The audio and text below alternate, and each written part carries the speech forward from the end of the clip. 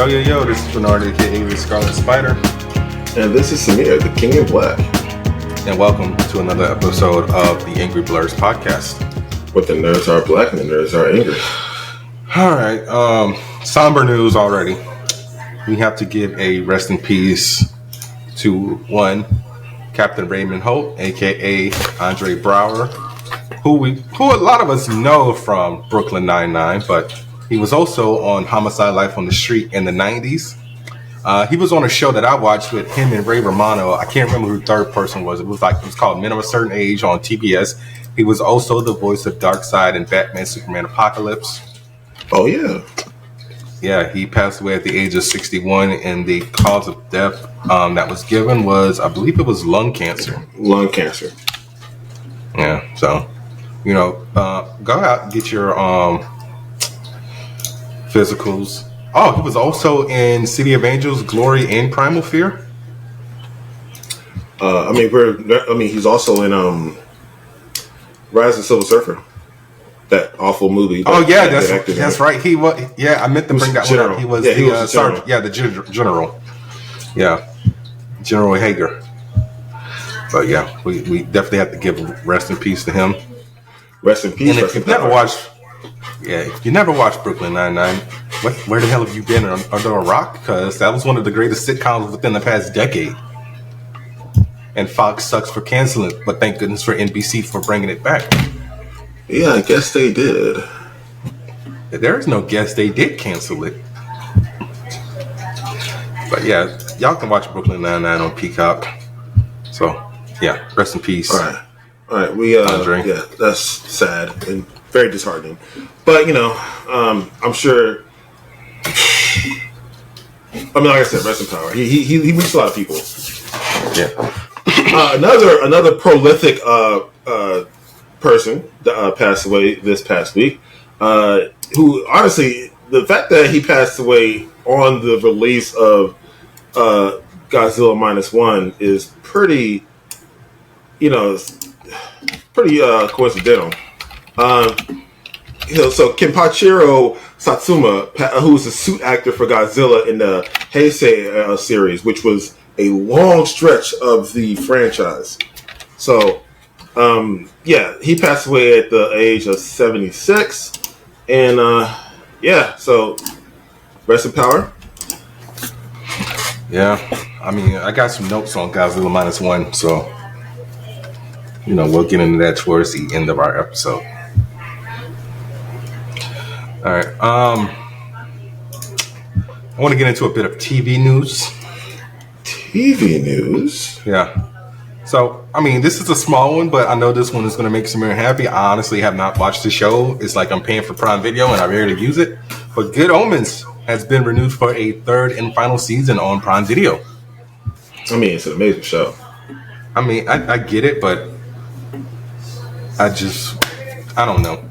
I just never got into it. And it's nothing against Neil Gaiman or any of the actors. It's just like, do I really care about a relationship between an angel and a demon? He's a demon, right? David Tennant's a demon? Yeah. What is he? Yeah, he's a demon. But the way you phrase that, why isn't that interesting, Bernard? I've seen you watch more boring things. More boring things. Samir, once again, what you watch is subjective. It's boring to you, but it's exciting to me. You're right. You're a diehard Suits fan. Bunch of white, attractive men in suits. Men in suits. So is that the point of the show? No. So we're just gonna have like Meghan Markle, Gina Torres, and Sarah Rafferty weren't on that show. So you watched it for the... They didn't. No. I watched it for the drama, Samir. Good Omens has lots of great drama. Like I said, USA was in their prime in the mid 2000s to 2010s. So don't act like it was just Suits. I was watching White Collar and Psych as well, and Royal Pains. Just saying. It's like you watch... just saying. Give Good Omens a chance. I'll consider it. But, yeah, David Tennant's had a hell of a year this year.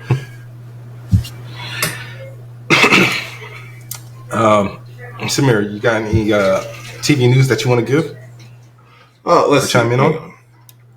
Oh, we also got a rumored release date for Eyes of Wakanda, which is the Black Panther animated series.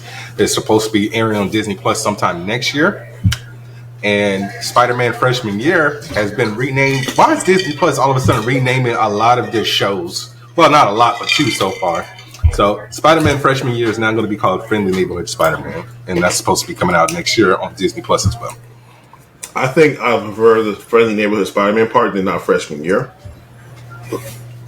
Oh no, yeah, that makes sense to me too. But I'm just like, y'all need to like find a name and stick with it. Because remember, the Agatha show was what, Agatha House of Harkness, Darkhold Diaries, now Covenant of Chaos, or something like that. I can't remember what it is now. I've lost count. Something like that. Okay, so Blue Eye Samurai, the wildly popular animated series done by the writer and director of Logan, I think, and one other person. I'm trying to think of who else was involved with that series. Anyways, that's irrelevant. It's getting a second season. It got renewed. It was widely popular. Put up numbers, so we're getting more Blue Eye Samurai, and I cannot wait. Bernard, kind of catch up. Just watch the show. Once again, bro, it's in English. It's in English. I know it's in English, but I don't have Netflix. And speaking of things that, no, I'm actually getting ready to talk about that. Speaking of things that aren't in English, Samir, I went on Flickster, and guess what's not on there? Yu Yu Hakusho. I actually made an effort to try to watch it today. Couldn't find it. It is taking some time to get up there. Actually, I noticed that myself. Don't know why it's not up there yet. But yeah. I'll find a way. I mean, I always do. If it's not up there, then But yeah. So, I mean, we can always try to do like a late review of Blue Eye Samurai. It's just, bro, I'd be so tired after work. I don't want to do nothing. I don't want to. That's why it takes me so long to beat games, bro. I literally beat Crisis Core a year later on the day that I bought it. And that was not intentional. I just happened to go on time hop and it was the day that I bought it. I'm like, oh, this is serendipitous. So, there's that. It's up on the high seas, so matey. You can do that. I didn't want to go to the high seas. Like I said, I get tired of downloading stuff and having my VPN on. I get that. So go to sleep and go to sleep and let it just sail in. Yeah, but sometimes I'm downloading like programs for my computer and I can't get them from the site because they block all VPNs. So then turn off the VPN. So I can get a flag from Comcast? So listen, all right, okay. So put the program up when you want the thing you want. Take it down when you're done getting the thing you want. That's what I do. So make sure the connection is severed before you drop the VPN, and then they kill your logs, and you're done. Why you over here got me getting over here talking about crime seminars on a goddamn like yo, you over trying to get us flagged? You was the one talking about sailing the 7 Seas, so you did that to yourself. So. Look, sir, they can't catch us on that. That's clearly that can mean anything. I like sailing, okay? The port, starboard, the mast, skimmerink, and the deck, and I don't know. You're an idiot. Okay, next TV news. I don't think I have any more TV news. No, there's one more thing. What else is there? Okay, besides Blue Eye Samurai, because everything else was pretty much movies. Yeah, everything else was movies and video games. For the most part, I'll dip in some more TV news if there's something else. Yeah. So I got a little bit of video game news. So, Samir, do you happen to know anybody with a Steam Deck? Yes. Who do you know with a Steam Deck? I mean, I know Valerie, her boyfriend has a Steam Deck. One of the guys in my D&D group has a Steam Deck. Why do you ask? Okay, so they're all sensible adults, right? They're in the age range of 30 plus or late 20s. So their prefrontal cortexes are fully developed, correct? All right. So Valve has had to release a press statement. A press release telling owners of the Steam Deck to avoid inhaling the exhaust fumes. Okay? Because apparently some gamers are talking about it online on Reddit and stuff that they enjoy the smell. It's like, what's wrong with y'all? Whoa. This is like people who were putting the Nintendo Switch cartridges in their mouth. They had to put like a weird like coating on it. So like, but they did that for babies. It's like, what's wrong with y'all? I'm not surprised. I'm surprised.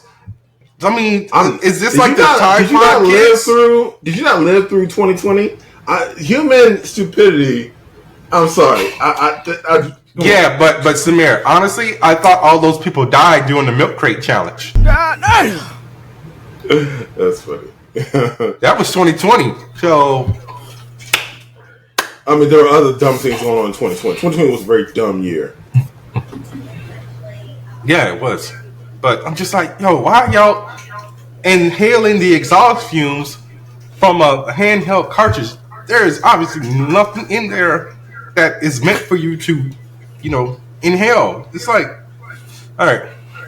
So basically, Valve had to say, so here's one of the idiots right now. He was on Twitter. His name is Sir Lar. If you want to go talk to him, he said, "I just huffed the new electronics fumes directly from the Steam Deck. That's good shit."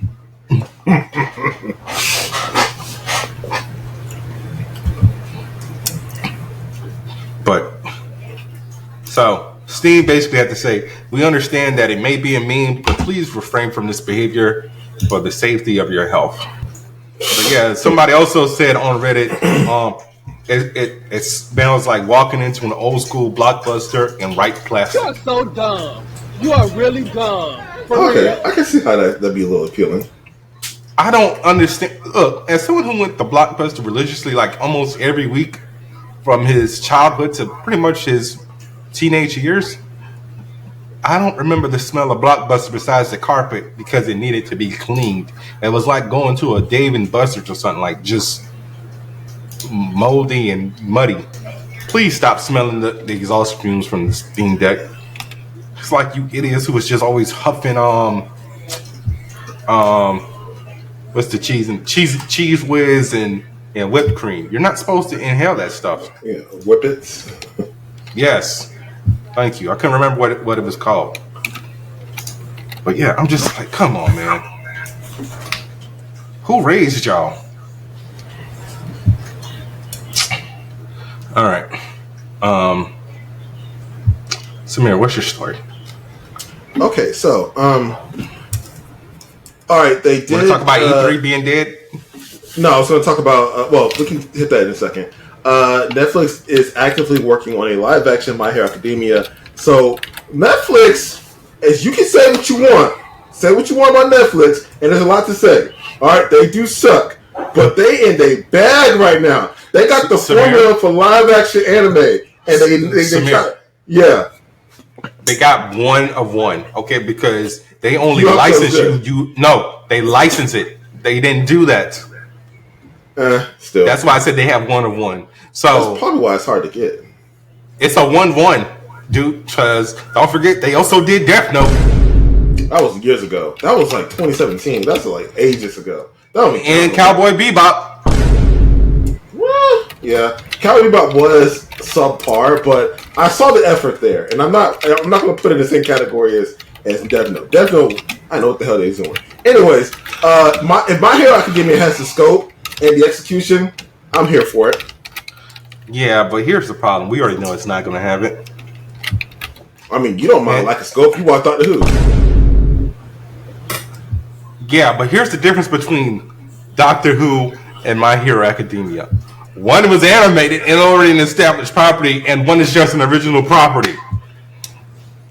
See, once you do a live action, Samir, because once you do a live, that's like if Doctor Who was animated first, and then they tried to do a live action of it. It's not going to work. And we have this issue with scope a lot of times when we do something live action that's based off of anime. Do we have to talk about Dragon Ball Evolution? Do we have to talk about? Do we have to talk about the? You watched like 3/4 of the Arrowverse. You cannot shit on 3/4 of the Arrowverse, Samir. Yes, I can. You watch Supergirl. You watch Batwoman. You watch Black Lightning. You watch Supergirl. You be on this podcast at least once a year. Supergirl, let's make it happen. Why didn't they make Supergirl a thing? Super who? That's the shipping name of Kara and Lena. Supergirl. Oh, so you do know about the ship? Yes, Samir. I never said I didn't. I just said it was stupid. Why? They were so good together. That would have made the series. Okay. Come on.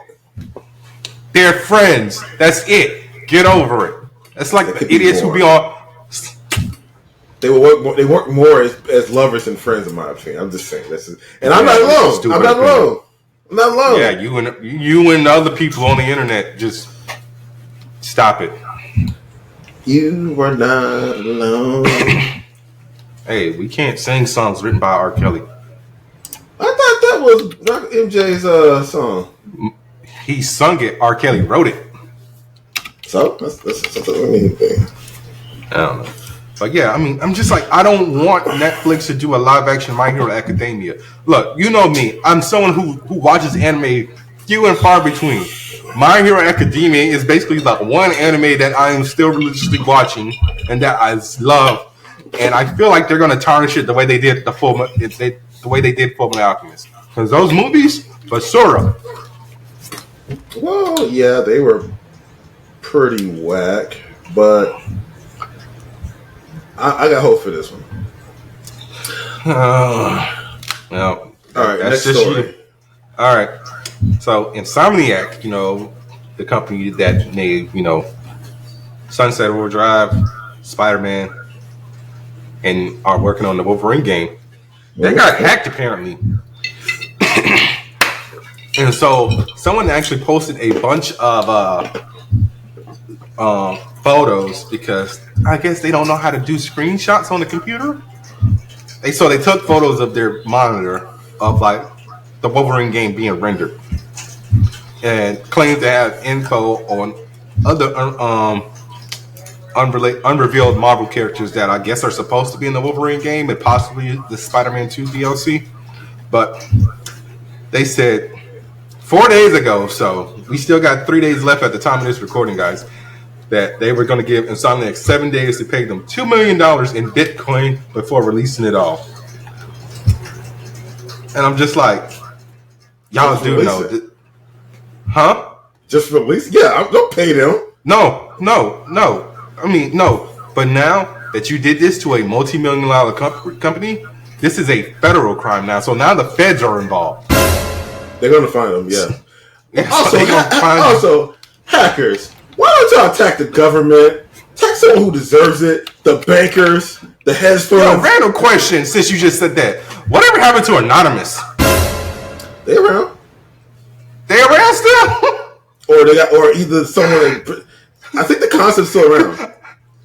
Yeah, the concept. I'm talking about the actual hacker group. Because, bro, remember, they used to post videos and everything. Like, exposing people in the government. It's like, yo, did the feds get all of them? They probably did. You saying, I'm like, yo, whatever happened to them? Well, I remember they used to be in the hoodies and the Guy Fawkes masks, with like the green screen with all the question marks and like the code, like from the Matrix in the background, talking about this, and this, and what the money is going to allocate it for every single state. I'm like, what? Shoot. But yeah, I mean, I hope the feds catch y'all because y'all people ain't never gonna learn. How about you, Samir? Next story or how I feel about it? How you feel about it? Yeah. I mean, okay. It doesn't do anything for me. It's like, okay, you leaked the game, and then the game comes out, and it's what the game was supposed to be. Like, do you remember when Warner Brothers? I think this was like almost 3.5 years, close to 4 years before the game actually dropped, and someone leaked Warner Brothers. Stopping living room TV. Someone leaked Warner Brothers' early gameplay footage of Hogwarts Legacy. Like, we had no idea there was going to be a 3. Okay, well, it got leaked, and there was no. We had no knowledge of a third-person action RPG that was going to be Harry Potter, right? And it was. We saw the early footage, and it was based on what we know now, that was an accurate leak. Like that gameplay footage persisted to the end product, and that was 4 years ago almost. At least I think it was 4. It was way before the game was released. That did nothing for the game's success or failure. It just the game was released. It doesn't matter, you know. Just why? Yeah. Who cares? Yeah, but y'all think this is like a Sony situation with like North Korea? Oh, you know, we're gonna put out these emails if y'all release the interview. Hey, Netflix, buy the interview. Fuck y'all. So, bro, I'm just looking at some of the tweets from the post. Somebody said how they feel, and it's a gif of Aiden Pierce from Watch Dogs. It's like, bro, you are not Aiden Pierce. So chill out. Aiden Pierce sucked anyways. He didn't suck. So here's the problem with like a lot of franchise games. If you don't nail your first character, you have to pivot. That's why we got Delson in Infamous Second Son. That's why we got I want to say Marcus in Watch Dogs 2. He was better. Yeah, Aiden's problem, because you know why? He was a very carefree individual. He didn't have any hangups. Aiden was trying to get revenge on the people who killed his sister and his niece. Listen, that's revenge is great. Revenge is great. The issue is he was boring. Did you even play Watch Dogs? No, because it was boring. It was not boring. I'm gonna have to go back and play those games after I beat like all the other games that I still need to beat, like Ratchet and Clank Rift Apart and God of War Ragnarok. But yeah, go ahead, Samir. Next story. All right, next story. Big news. So the first trailer, they showed the first trailer for Kung Fu Panda 4. I didn't watch it. I mean, I'm so hyped about this. They added people to the cast. Tai Long is coming back. I'm like, what? Yeah, I saw that. I was like, yay, Ian McShane's back. I mean, do I really care? Because here's the problem. I don't think I've seen a single Kung Fu Panda outside the first one. I might have seen the second one. The second one was so good. The second one was cinema. Who was the villain in the second one, my dude? The crane. He was a crane. Yeah, don't even remember that. Sorry. I probably didn't see it. Guys, Kung Fu Panda, DreamWorks was in their bag when they had Kung Fu Panda. And they knocked it out back to back. Like, each one was good. They still have it. I would say the third one is the weakest, and that one was still good. But God, 1 and 2 is so goddamn good. And I hope they can capture... I'm sorry, go ahead. I hope they can capture the fire that was in front of 1 and 2 and bring it to 4. See, I think that's a problem when it comes to DreamWorks movies, especially their animated properties. It's like always the first 2 are good, but like once they hit that third slump, once they hit that third movie, they hit a slump. For example, Shrek 3. Okay, How to Train Your Dragon. All 3 are amazing. Fire all the way through. That's the outlier. So out of all the animated properties, How to Train Your Dragon is the peak that they have. I wouldn't call Kung Fu Panda 3 a slump, though. It just wasn't as stellar. It's still stellar, just not as stellar as the first 2. But yeah. Hang on. What else they got? DreamWorks sequels. I mean, bro, we still ain't never got a sequel to Small Soldiers. ain't nobody watching Small Shows. Good God, no. Who cares? All right, here we go. Prince of Egypt, Shrek, Spirit, Madagascar, Kung Fu Panda, Monsters vs. Aliens. Yeah, and the second one went straight to DVD. It sucked. Yeah, okay. Monsters vs. Alien, How to Train Your Dragons, The Cruise, Rise of the Guardians, Turbo, Rocky and Bullwinkle, Home. I'm naming franchises. Trolls. So Trolls is the other outlier. Tales of Arcadia, The Boss Baby, Captain Underpants, Abominable, and The Bad Guys. And I think The Bad Guys is getting a sequel. Yeah, it is. Okay, so they got 3 outliers. I just realized that. So, not Kung Fu Panda, How to Train Your Dragon. What the hell was the other one? You said Trolls? How to Train Your Dragon, Trolls. And I just lost the third one. Oh, Despicable Me. Yeah, okay, those were pretty good. So those are the only 3 that are super successful. Megamind was dope. Before a single one-shot movie, fire. Yeah, I wouldn't mind a sequel for that one. Okay, so here we go. I got the list of all the movies from DreamWorks starting back to 1998. You ready? We don't gotta go to that's a lot of movies. Well, okay, let's just go with the ones that are really significant. So Ants. Okay. The Road to El Dorado. Fire. Yeah, but we never got a sequel. That's what I'm saying. It didn't need a sequel. Honestly, I never saw it. Chicken Run.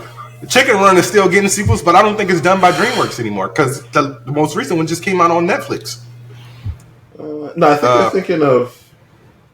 No, Chicken Run. Yeah, you're right. Yeah. Sinbad, Legends of the Seven Seas. Okay, so I don't remember Sinbad, but I need to rewatch it. I think Sinbad is good, right? No, not according to Rotten Tomatoes. I enjoyed it. Here we go. Here's another one. Shark Tale. I like things about Shark Tale. Yeah, I liked it too, despite the fact that it was out when I was working at the movie theater, so I saw it almost every single damn day. You always Flushed away. That was good. I remember. Yeah, but once again, one movie. B movie. Let's not talk about B movie. We already said Turbo. Peabody and Mr. Sherman. Oh yeah, that was a thing too, wasn't it? Yep. After that, pretty much everything else is sequels. Yeah. Oh, here's another one that just bombed. Ruby Gilman, Teenage Kraken. I watched that movie. It deserved a bomb. But yeah, I mean, plus, how long has it been since Kung Fu Panda 3 came out? 3 came out like 15? in 16. 7 years of people forgetting about your franchise. They've also had. No, I just remember they had an animated series on Netflix. Yeah, and plus Incredibles had a huge gap, and that shite still hit. Yeah, but Disney is an outlier for stuff like that. Avatar. It's honest. That's also Disney now. So it wasn't initially Disney though. It wasn't initially Disney, and when James Cameron said there was going to be a second one, and like almost 8 years passed, we were like, "Really, my dude?" Then people got the casting news and was like, "Oh, okay." And then like 5 years later, it was like, "Yo, is this ever coming out?" It took people seeing the trailer, so there was still like that gap in between of no content. But at least Kung Fu Panda had an animated series. Speaking of gap, I'm gonna take the next one anyway. Who cares? All right. Speaking of gap, there is a 6-year time jump for the next Avatar movie. Yeah. So time jump. Woo! Yeah, because them kids is probably like in their early 20s now. Yeah, I'm excited. Can't wait to see what this movie's gonna go. Let's go! Defend the oceans. Oh my goodness. Yeah, if we're still in the ocean. Because then James Cameron said, like, this one was supposed to be like something else, like wind or fire. Because didn't he say like 4 of the movies are going to be elemental? So like the first one was Earth. So I think it's like the will of fire. Yeah, yeah. He's like, excuse me, last Airbender. Let me take that real quick over here. Like, yo, 0 fucks given. He's basically doing Captain Planet because there's 5 Avatar movies, right? Now, if the last one's just about family and heart, yo, bro, just call it. By your powers combined, I am Captain Planet. I feel like Captain Planet is due for a reimagining in a relaunch. But here's the thing. How would that work? Because the whole purpose of Captain Planet was so Ted Turner could use his side business to basically do whatever he was doing. So that was basically like supposed to be like an educational informational show. That was obviously something that should have been on the Magic School, but I mean not on the Magic School, but it's on PBS. Look, it's like how would that work? It's a good angle. Look, all right, pull out all the educational nonsense, make them crazy Antifa reject equal terrorists, ready to burn down the establishment. Chaos ensues. Let's go. That's all you gotta do. So you want the Rick and Morty episode with Planetina? Yes.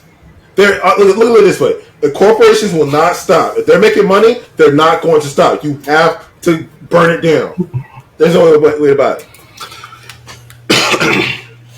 Yeah, that sounds good. But at this point, it sounds good when you say that. If you had a bunch of Power Rings that can summon a mythical deity that can wreck house, it's real at that point. then you start doing stuff, right? You start burning stuff down, wrecking factories, busting up pipelines. Samir, the thing I'm saying is, like, what kids are going to watch that? It would be targeted to young adults and basically 18 to 35. So basically the nostalgia era of Captain Planet. Yeah.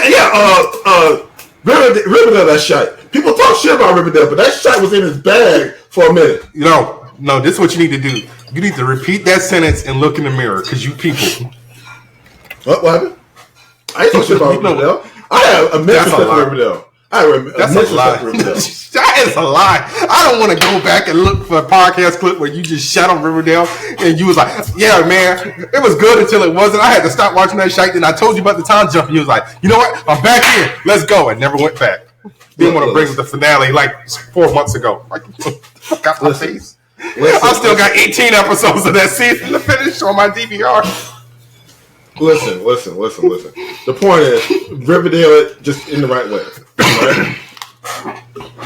Bro, everybody got powers in the second to last season. That sounds dope. Let's do it. Yeah, basically, Cheryl was the Scarlet Witch. Jughead could read minds. Betty could see people's evil intentions, and Archie was just super strong. It basically made him Superman without the speed, the fight, the heat vision, because his weakness was a rock. It was a meteorite. That is like, I give them so much props for that. I'm sorry, that takes guts to be that silly. That's just ignorantly silly, and I love it. I'm here for it. But yet, you still haven't finished it. Look, I'm backed up on a lot of content, but I would have watched it. All right. So, Superman Legacy news.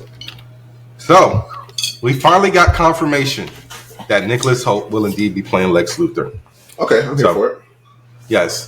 So all the people on Reddit who was like, yo, I'm not going to believe this until James Gunn says it, because James Gunn has been vocal about who's being cast and what movies he's doing all the time. Y'all can kiss my ass, because it took 3 months to confirm it. Now, what if he went to dinner with somebody else? Because he posted a tweet that said, we went out to dinner last night to celebrate and discuss how we can create a Lex Luthor that would be different from anything you've ever seen before and we'll never forget. So, like, what if he just went with, I don't know, I'm throwing a random name out there, Channing Tatum. Like, oh, yeah, but Deadline said it. Yeah, it was rumored. You hate rumors. Oh, here's another one for you. I was actually getting ready to say it. Your boy Daniel RPK. So I saw. so leave Daniel alone. Leave Daniel alone. I don't know if you saw my retweet. I followed this Daredevil Born Again update page. It said, according to Daniel RPK, Daredevil's supposed to be making a cameo in Spider-Man 4. We don't even know if there's going to be a Spider-Man in Spider-Man 4.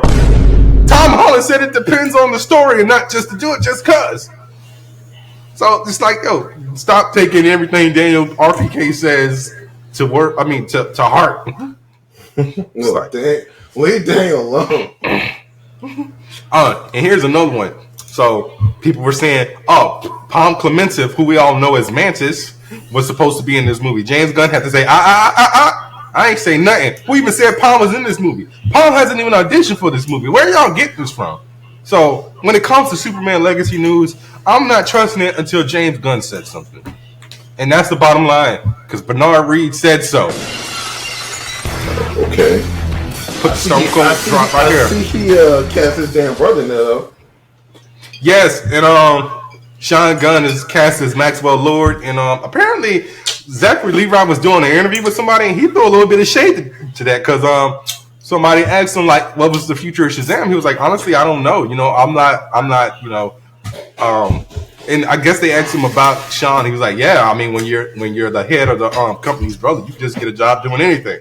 Has there been any recent conversations about where Shazam might go next? No, there hasn't been. It's all well above my pay grade. I don't know. Yeah, listen, I'm really proud of both films. I really think the second film was, in some respects, even better than the first. And then the first was really good. I'm really proud of both of them. It ultimately didn't do at the box office what everybody hoped it would do. But so I don't know ultimately how that plays into the fate ultimately of where it goes. But if I only ever got the shot to do the first two films, very grateful for that opportunity, because it's such a delightful character to play. It's Christopher Reeves and Superman and Tom Hanks and Big in one role, and that was my childhood. And so, like, getting to bring that to life was so much fun. I would love it.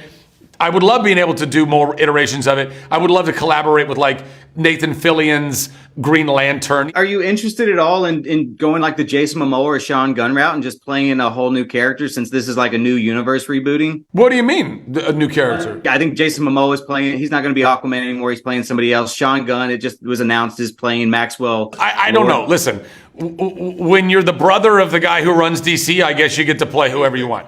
I mean, okay, look, here's the thing. Now, Zach, you said his ass down and start talking trash, but I will back him up on this one time.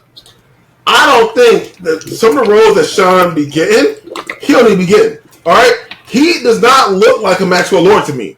So surprise me. Maybe the makeup department and wardrobe can come in and he starts looking like Maxwell Lord. Okay, I picture Maxwell Lord and him. It's not him. Do you agree? So I got two things to say on that. So the last time we saw Maxwell Lord, yes, I agree with you. But if we're talking like Alias Justice League International, Maxwell Lord kind of looked a little bit like Sean Gunn. He just got to lose like the 5 o'clock shadow and everything. Because you're thinking of Maxwell Lord shoot Ted Cord in the head, all buff, looking like Sterling Archer a little bit, right? A little bit. But also Justice League International back in the day, he looked like he still looked like that. He's always looked like that. No, he didn't. Hang on, dude look like a straight herb. let me put like Maxwell Lord. You about to be disappointed. You got to remember. You got to look up. Yeah, you got to look up original JLI, not the new 52 one. Right. Okay. Yeah, he looking. I mean, hang on. Let me just get better angle. Hang on. Looking very herbish, my dude. He just wore a suit. Who's a herb? And just smoke cigars. All he got to do is just run around smoking cigars and, just being a liaison, and that's it. We don't know if James Gunn is going to make Maxwell Lord lose his mind and, take Brother Eye. It would be nice to see old Max on the big screen. But we probably would never shoot people in the face. No, I don't want Ted to get shot in the face again, okay? Because I was one of the few people. In the face.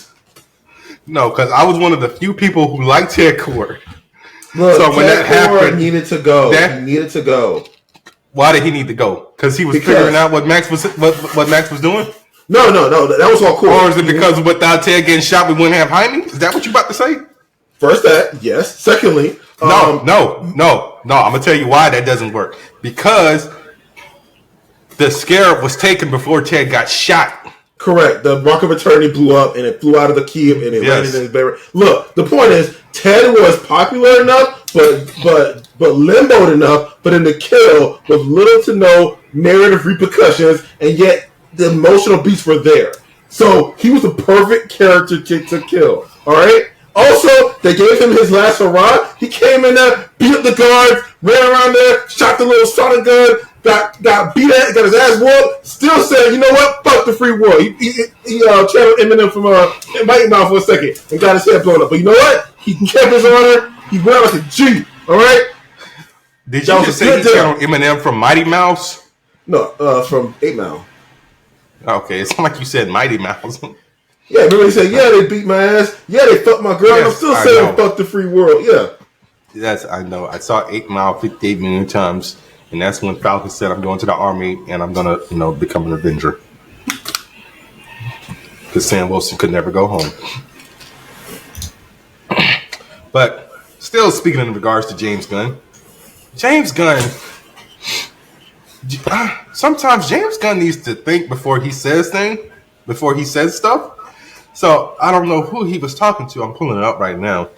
So, he was talking about... he was on Threads. I mean, who the hell is still using Threads? Thought that died. Yeah, so he was basically talking about comic book movie cameos, and he said that they hurt the genre. He said, I call that cameo porn, and it's been one of the worst elements in recent superhero films. If the characters in a film, they have to have a reason to be there story-wise. He said, I don't mind actual cameos. It's a glimpse of a moment, an Easter egg. What bothers me is that they mangle an element story by shoehorning characters in. They aren't there because the story calls for it, but for some other reason. I have to agree with him a little bit, but go on. I'm saying Peacekeeper. Do you recall who was a cameo? Who cameoed in the last episode? Yes. Can you please tell the audience who? Wasn't it Shazam? No. Who are we talking about? Aquaman and the Flash. Oh.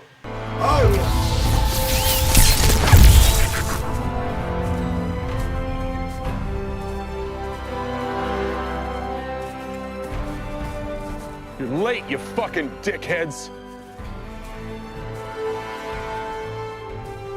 Go fuck another fish, asshole. I'm so fucking sick of that rumor. It's not a rumor. Fuck you, Barry.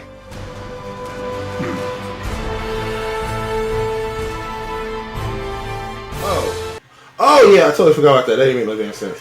Or was that the Suicide Squad? It was one of the two. It was, you know that probably wasn't his idea, right? he wrote the movie. Yeah, but maybe that was a producer pressure. Maybe they wanted it in there. He had to do it. He wasn't running stuff at that point. He wasn't the boss. I know he wasn't the boss, but it's James Gunn. I'm pretty sure he could have got some type of leeway. Nah. I do have to agree with him though, because a lot of movies where they didn't need the character there, because it just muddles the plot. Like Valkyrie in the Marvels. I like Tessa Thompson, I like Valkyrie, but she didn't need to be in that movie. Other than to show that she's friends with Carol and the Skrulls are in Asgard now. Yeah, they got the scrolls out. That's all. I mean, that fits as why didn't they call her back for more help? The Bifrost didn't appear anywhere. Why didn't they evacuate the PlayStation? Because they needed the scene with the cats, the Flurkins. I mean, you calling the Flurkins cameo porn? I'm calling. Oh, you saying why did Valkyrie go up and get everybody out of Saber that way? Yeah. I don't know, man. Exactly, it muddles the plot. Now, if she wasn't involved at all, then we're like, okay, they can only use the Flurkins to evacuate the space station. It's cute and it's funny. Great. Now it's just like, why do they do this? How does this scene make sense? This is kind of dumb. I still like the cast. I mean, yay. It was getting the Flurkins out of there, and we don't know. I'm just thinking of it from a comic book standpoint, or just a general MCU standpoint. So we don't know what happened to Valkyrie after she got the Skrulls over to New Asgard, which is kind of fucked up once you think about the overall plot of Secret Invasion. So the Skrulls can go to New Asgard this whole time? I don't know. They shouldn't have made that show. They really shouldn't have made that. And it's like, yo, think about it. They spent 30 years trying to find a new homeworld for the Skrulls, but meanwhile, Asgard gets destroyed in Thor Ragnarok, and the Skrulls, and the Asgardians just take up a plot of land in Denmark or wherever they are. Pretty privileged. He ain't lying. Asgardians look like humans. They fit in. But Skrulls, not so much. Yeah, I'm just like, that's just... It's like, did no one think that was going to be a little backlash situation? But yeah, we can always nitpick cameos and unnecessary plot points for people being there. But I get what you're saying, but it did make a small point to the plot to get the Skrulls out of there. Otherwise, we would have spent 10 minutes going back to Earth, dropping the Skrulls off in New Asgard or something, and just being boom. But really can't think of a unnecessary cameo besides the Justice League at the end of Peacemaker, with Aquaman and the Flash, when John Cena told Aquaman to go fuck a fish. That was unnecessary because he was remember they made the stupid little joke and he's like, "Fuck you, Barry." I'm trying to think about the possible cameos. Nothing comes to mind immediately. Yeah. Oh well, Spider-Man's cameo in Venom's cameo in Spider-Man No Way Home. Yes, that one made no damn sense. Dropped off a little piece of the symbiote, but we don't know if that's ever going to come into fruition because we don't know if we're getting a fourth Spider-Man movie because Dan RPK said Daredevil's definitely going to be in it. Shriek and Carnage. I think her character was silly and didn't really add anything. Yeah, I don't remember what was the point of her besides her being a sociopath and she was the plot point. She was just in the same. She was in Ravencroft with him. That's all. Yeah, but like, I hate unexplained characters. How does she have her abilities? What is she? Like, we explained the symbiotes; they make sense. But why does she have her abilities? Did she just woke up one day with sonic powers? You can't say the N word. MAGA. It's dumb. Yeah. Next story. Yeah, you're up. All right, so I don't know. These corporations gonna learn. So what you talking about? I'm gonna snatch your story real quick. So Hasbro, who I thought they were having a great year. I mean, Magic the Gathering is constantly doing numbers.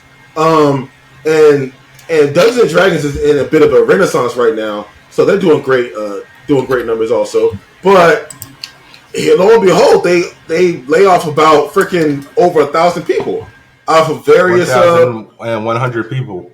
That's a lot of damn people to lay off, and it's like just to save their profit margins. Like, what are y'all gonna do next year when I have to start doing projects again? Well, the reason why I posted this in here because, yes, I don't really fuck with Dungeons and Dragons, but Hasbro is a lot of my life. What else did they lay off? They make anything. Not what they make. I'm saying what else did they lay off? Because so Dungeons and Dragons and Magic the Gathering took huge hits of their personnel. Who else got hit? Transformers, Monopoly, Play-Doh. Well, no, it wasn't just Dungeons and Dragons. They just said that Dungeons and Dragons is a part of it. They bought it. They bought it last year or something like that. But Sven Vinka, who is the CEO of Larian Studio, he said that the people he was in liaison with for Dungeons and Dragons, nobody in that team is still at the company. Like, they all got axed. So that's like, and that they were like up there giving him information to make one of the best games of 2023, and they didn't even get a chance to keep their job. So it's like, what the hell? But apparently, this is due to weak sales for toys and games. Okay, so this is on top of the 800 layoffs they had earlier this year. So, according to the Associated Press, Hasbro wants to save up to $300 million annually by 2025. CEO Chris Cox said Hasbro will focus on fewer, bigger brands, gaming, digital, and a rapidly growing direct-to-consumer and licensing business. What does that even mean? So basically, they're going to start to scale back on some things. So I guess I can talk about this now because I don't know if like the embargo is there, but I mean, people have already been talking about it online. So the Power Rangers Lightning Collection really hasn't been selling that well. So apparently, they're going to suspend all production on everything Power Rangers for like the foreseeable future, especially since I told you earlier, like a few months ago, that Power Rangers Cosmic Fury was allegedly the last season. So that's one way they're going to cut corners. So, I mean, plus Hasbro, you guys are at least $1 million company. This is what I need you to do. I need you to cut the bullshit, okay? Stop with the Hasbro. $1 million? I said $100 million. That's what I mean, fool. Not like 1 million. Probably more than that. I know. That's why I said at least. But this is what I need Hasbro to do. I need them to stop with the crap, okay? Hasbro is doing crowdfunding for certain products, okay? If you're going to do it, do a limited amount. Stop the HasLab stuff. $5 billion? $5 million? $5 billion. Okay. But yeah, I mean, they own G.I. Joe, Transformers, Monopoly, Play-Doh, My Little Pony, Wizards of Coast, Dungeons and Dragons. They have the licensing, the Power Rangers, and everything else pretty much. So it's like, yo, stop the HasLab crap, okay? Because they just released a... What? Go ahead. No, they took some hits this year. I'm looking at the income. I just told you, like, they took some hits. None of the Power Rangers Lightning Collection stuff is selling, really. Because a lot of the face modes look bad. That's why, like, even when they first started doing the Lightning Collection, people were talking about, like, the head modes were crap. That's why they slowly started doing the Lightning Collection remaster. But here's the thing with the remaster, people don't know what they're getting because it's basically blind boxes now. Before, when it was just when the original Rangers came out, it was a clear box. So everything's going like straight to like, oh, this is what's in the box, and you just got a photo of like whatever it is. I really wish I had a powder depleter with me, but I don't have one. But so yeah, it's just like people want a Tommy that looks like Jason David Frank and not some random dude with long hair. And I want Hasbro to stop this crowdfunding crap because I want a proton pack, but I don't want to have to spend $500 on it. I think that's a fair action price for a well-made proton pack. Samir, you need to look up some of the HasLab stuff they do. Because here's the problem. They release it later on. So hold on. Here's some of the HasLab stuff. All right. We got the G.I. Joe Classified Series Cobra Hiss. I'm actually going to send you the link real quick. Cobra Hiss? Yeah, it's the tank that Cobra has. Yes. Yeah, who knows what the Hiss stands for. All yes. Right. I just sent it in the chat. Yes. There's a Deathsaurus Transformer. There's the G.I. Joe Dragonfly helicopter. The Ghost from Ahsoka in whatchamacallit, Rebels. The Giant Man. The PKE meter and the Ghost Trap from Ghostbusters. Unicron. High speed Sentry. What are you talking about? Hiss, high speed Sentry. What the hell does the I stand for, Samir? High. Oh, but did you look at the link? Yeah, look at that's how I pulled up Hiss. Oh, you actually clicked on the Hiss. Okay, I didn't. Yeah. I'm just looking at the whole thing. It's like I'm just like, so yeah, some of this stuff looks good, but like the Proton Pack, they crowdfunded that like 2 years ago, and they had Reva's lightsaber. And guess what? Nobody funded that because you know why? They were like, why is this Niglet in Star Wars? And why does she get to be a third sister? They were so racist to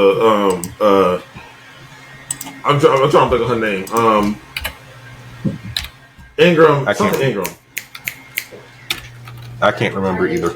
Moses Ingram. Yeah, Moses Ingram. Yeah. Yeah.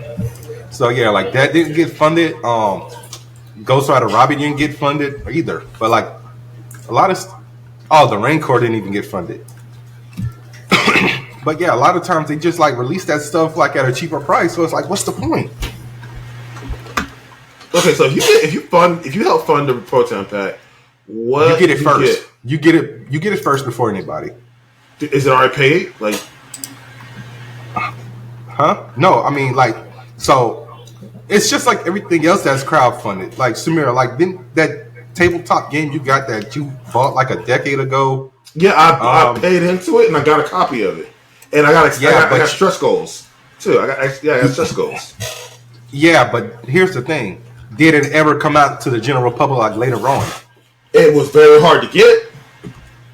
So yeah, so you got it first. So honestly, like, I you really can buy it again, but it's always out of stock. Yeah, I mean, like I'm looking at this Deathsaurus HasLab. Tier 2 just gets a throne. So they only have 2 tiers. So tier 1 is obviously just to back it and get the damn thing out. And tier 2, you get the throne that Deathsaurus sits in. But yeah, I'd just be so sick and tired of crowdfunding. Because watch, give it about 2 years. Because I think when the hell does this come out? It said, that already got shipped. It said fall 2023. So that'll be out. So like probably like next year or early like 2025, that'll be available to buy on the Hasbro Pulse website.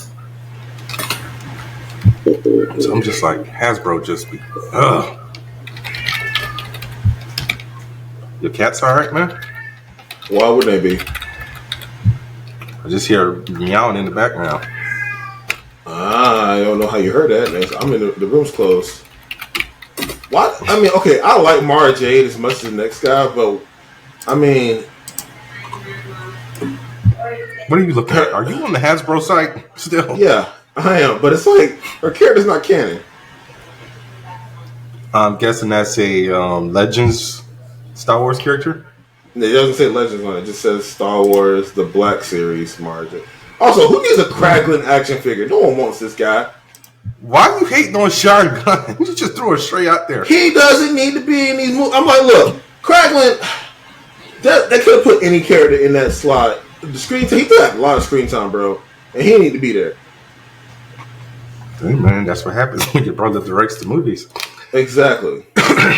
But you know what figure I want that sold out? Mayfield. I want Bill Burr's character from The Mandalorian, and it's sold out. Yeah, you would want that. What's wrong? I like Bill Burr, so shoot me. So shoot me. I didn't watch the animated movie he did with Adam Sandler called Leo, but I'm just like, I want a Mayfield The one with the lizard? Yeah, I guess it's a lizard. I don't know. Yeah, because you hate Joy. What do you mean I hate Joy? I just didn't watch the movie because I don't have Netflix and I wasn't interested in it. I hate Joy. See, that's what I'm talking about. This is what I'm talking about when you're like, oh, you know, I didn't watch it. Oh, you hate Joy. What's wrong with you? You always be doing that, correct? Interesting enough. So Leo was serviceable as a movie, but I felt it's definitely something can be good and not be for you. I think a large number of adults aren't going to feel that movie, so you're not missing much. Kids like it. I mean, I'm pretty sure it was geared for kids. That's all pretty much Adam Sandler's doing now, like movies towards kids. Like every now and then you'll get like an adult, movie like, what's that shit called? With Kanye's ex-girl, Uncut Gems. Uncut Gems. Yeah. Well, he acted. He didn't write that. No, I'm talking about acting. I'm not talking about writing. All right, so my next bit of news, because Samir did steal my story, I'm not going to be like him. All right, so Insomniac has given us a press release on when the next update for Spider-Man 2 will be coming out. So they said, hey, webheads, we have some news about the next game update for Marvel Spider-Man 2. We know players have been eagerly awaiting such features as New Game Plus and audio descriptions, among many more. We have been working vigilantly on these features and require more testing to ensure the quality is up to our standards. We are now targeting early 2024 for the next game update, and we'll have a feature complete list closer to this release. We've heard your feedback and we'll be adding some newly highly requested features, including the ability to change the time of day, swap tendril colors, and replay missions, just to name a few. We can't wait to share more with you in the future. In the meantime, we appreciate your patience as our team works to finish the next update from Marvel Spider-Man 2. Thanks, Insomniac Games. I can't wait because, unfortunately, the only way to replay the game is to replay the game, and there's no New Game Plus yet. It's just like, it just boggled my mind. It's like, why didn't the game get released with the New Game Plus? Because, I mean, do you need the first one again? Huh?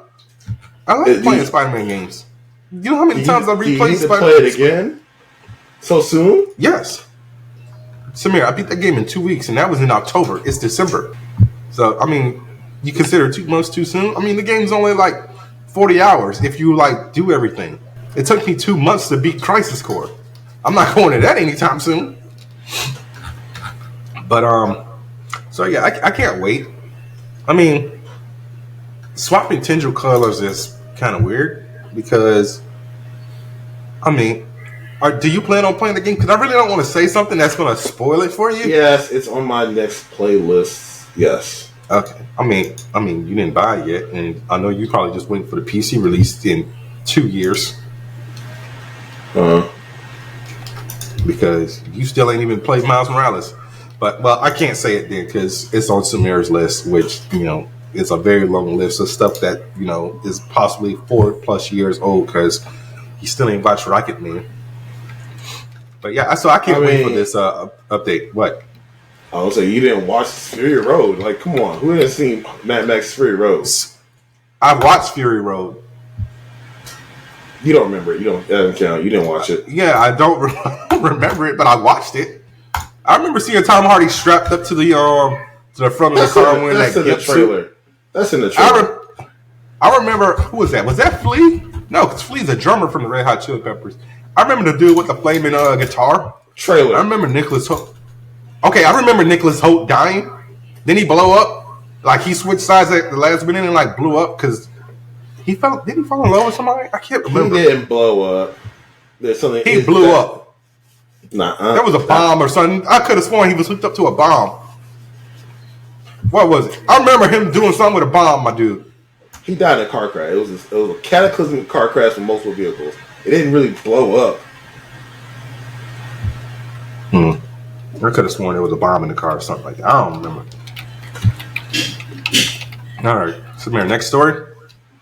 All right, so the situation with Call of Duty developers and Christopher Judge. Oh my God! Why I'm still talking about this, bro? Because it kept going. So obviously the developers got back on social media and started firing back at them because they got in their feelings, right? And yes, it just proves how out of touch they were, overall about the climate of video game appeal and how to make something fun. Because they criticized Christopher Judge and, by extension, God of War for not having player engagement, a lasting player engagement with a single player game doesn't have that. So what are you talking about, bro? Funnily enough, because of the release of the roguelite DLC, the free one, by the way, the player engagement is now consistent and it's actually pretty good right now. So it's hilarious that game is actually doing better in the long run than Call of Duty right now.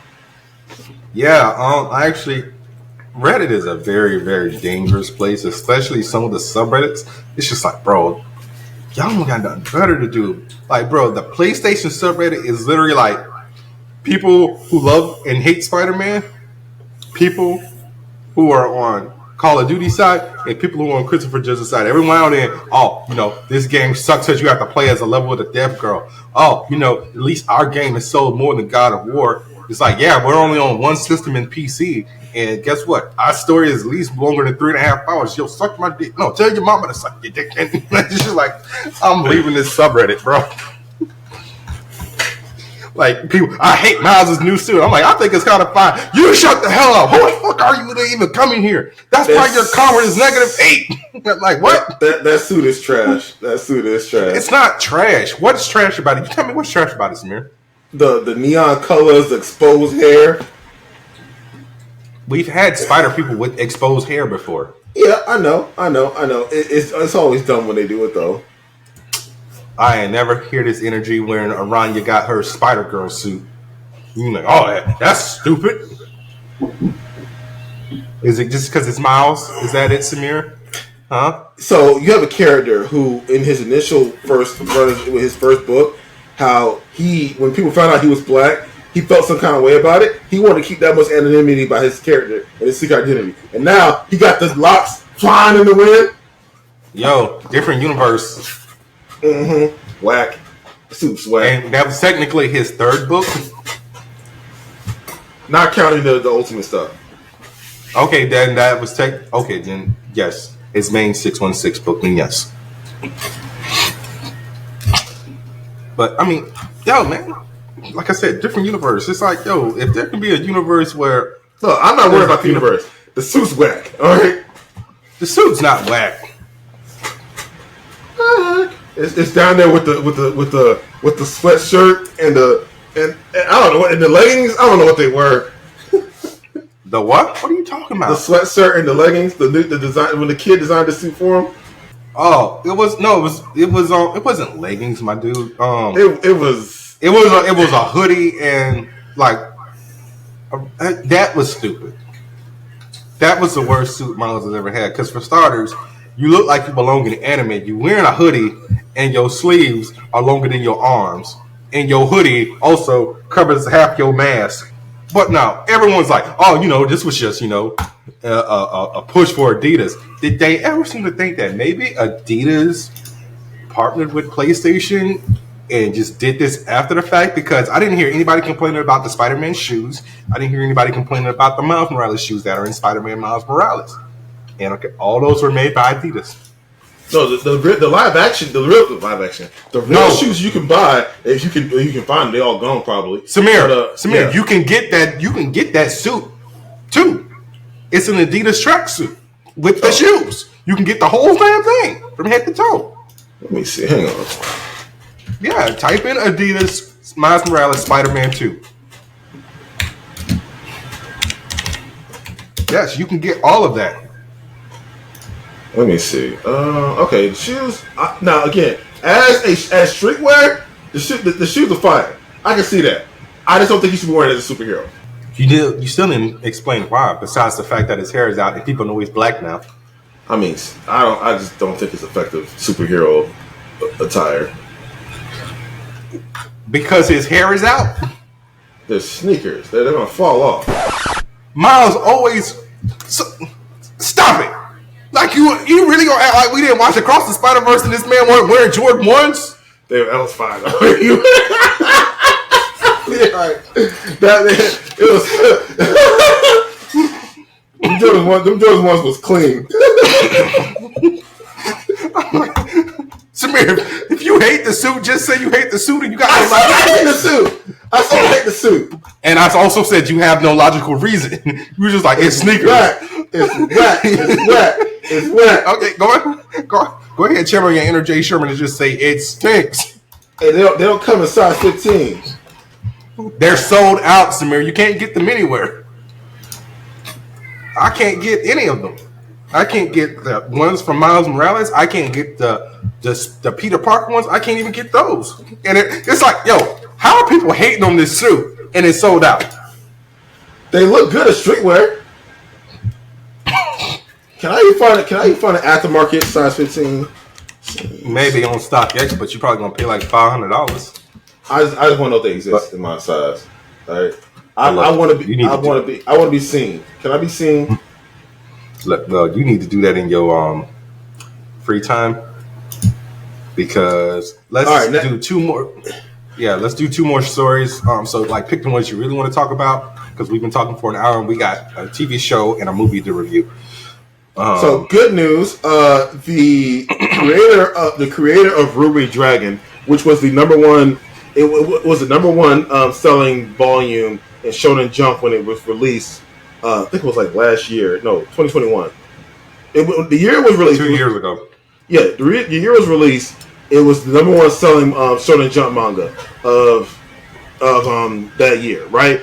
RuriDragon, which is tells the story of a young girl who finds out that her father is a dragon, legit dragon. She wakes up one day, she has horns, and really great series. Anyways, it got put on indefinite hiatus because the mangaka's health started failing.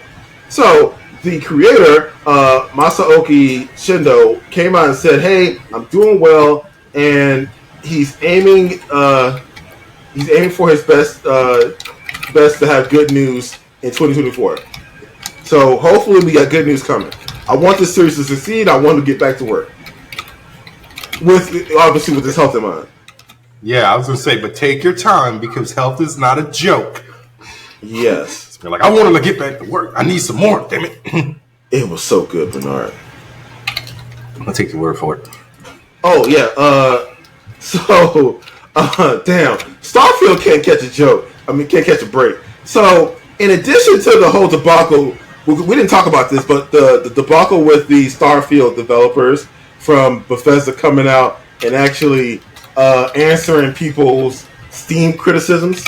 Like they said, like for instance, they would come on there and someone would say, "Hey, this game is really boring. It's very empty." They would come in and say, "Well, space is really empty, and we went for a more realistic." Like they were actually trying to come in there and counter and justify the criticism. I'm like, yo, if y'all got that much time, go make the game better. All right. Anyways, so isn't it the same problem No Man's Sky had?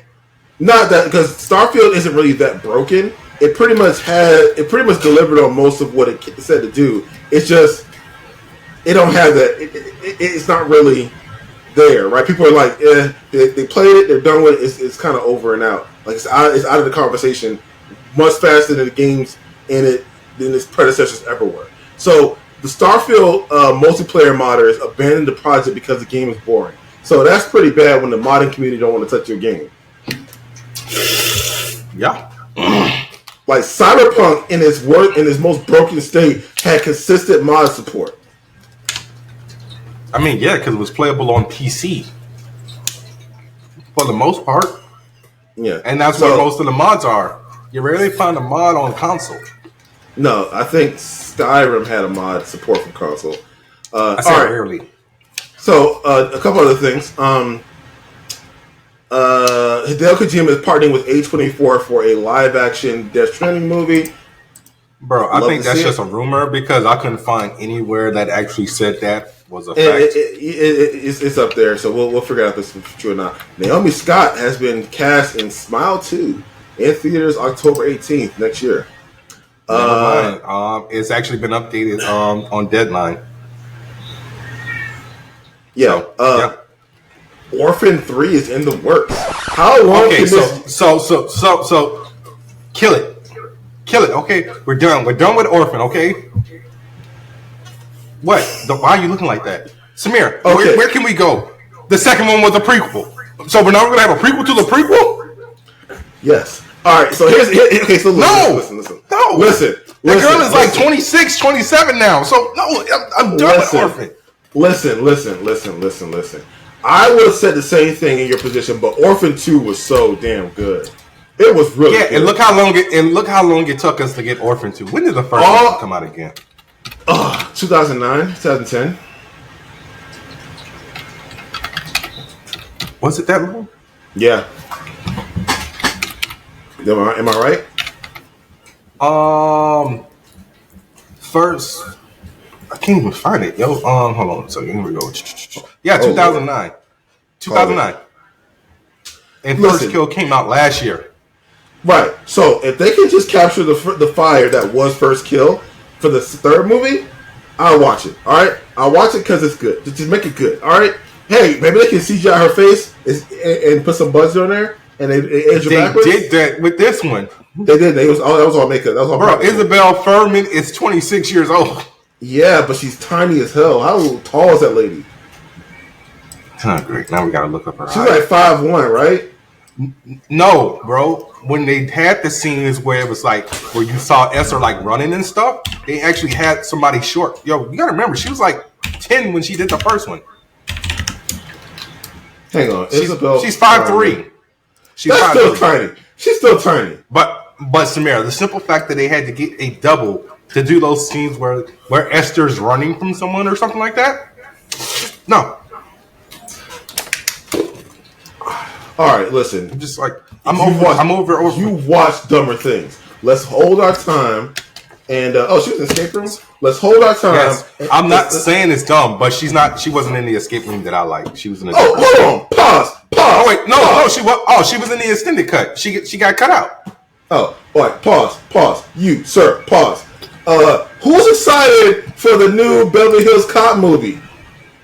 Samir, that's not a prequel. We don't. That ain't the point. Okay. It's just ridiculous. Samir. It's just ridiculous. Samir, there's a difference between a character dying in their first movie, then we get a prequel to see how we got to said first movie.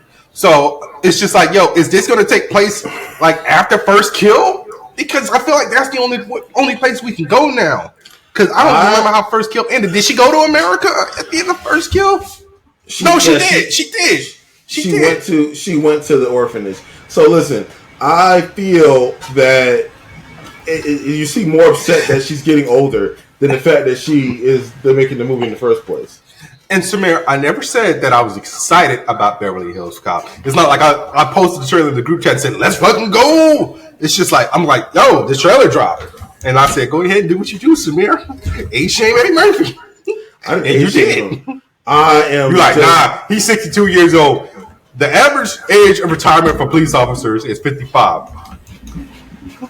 That's exactly what you said. Don't make me do it. Don't make me make another clip with a screenshot. Don't make me do it. Listen, after a certain while, it just starts to look ridiculous. Just saying. Dial of Destiny. Call it. Okay, we're not doing that again, okay? We just did this in the group chat. There is a 19-year age difference between Harrison Ford and Eddie Murphy. If Eddie Murphy feels like he can still kind of do some of that stuff, yeah, Harrison Ford needs to sit down. We already said the man's brain, I almost said his brain is His bones is brittle. He has already crashed a plane. So no, Harrison Ford needs to just sit down. He just needs to be the old guy in the corner, giving advice. And how they gonna kill off Mutt Williams? I didn't even watch the movie, but I was listening to a podcast and they did an end of the year recap. They killed off Shia LaBeouf's character in every single franchise he's had except for Even Stevens. Is he dead in Transformers? Yes, he's dead in Transformers. Yes. How did he die in Transformers? They said it in one of the Mark Wahlberg movies. I can't remember. That's messed up. All right, moving on. Yeah. So I'm gonna take your story again. This is up there with The Last of Us. Do you want to talk about The Last of Us stuff? What are you talking about? I didn't post anything about The Last of Us this week. Not a dog.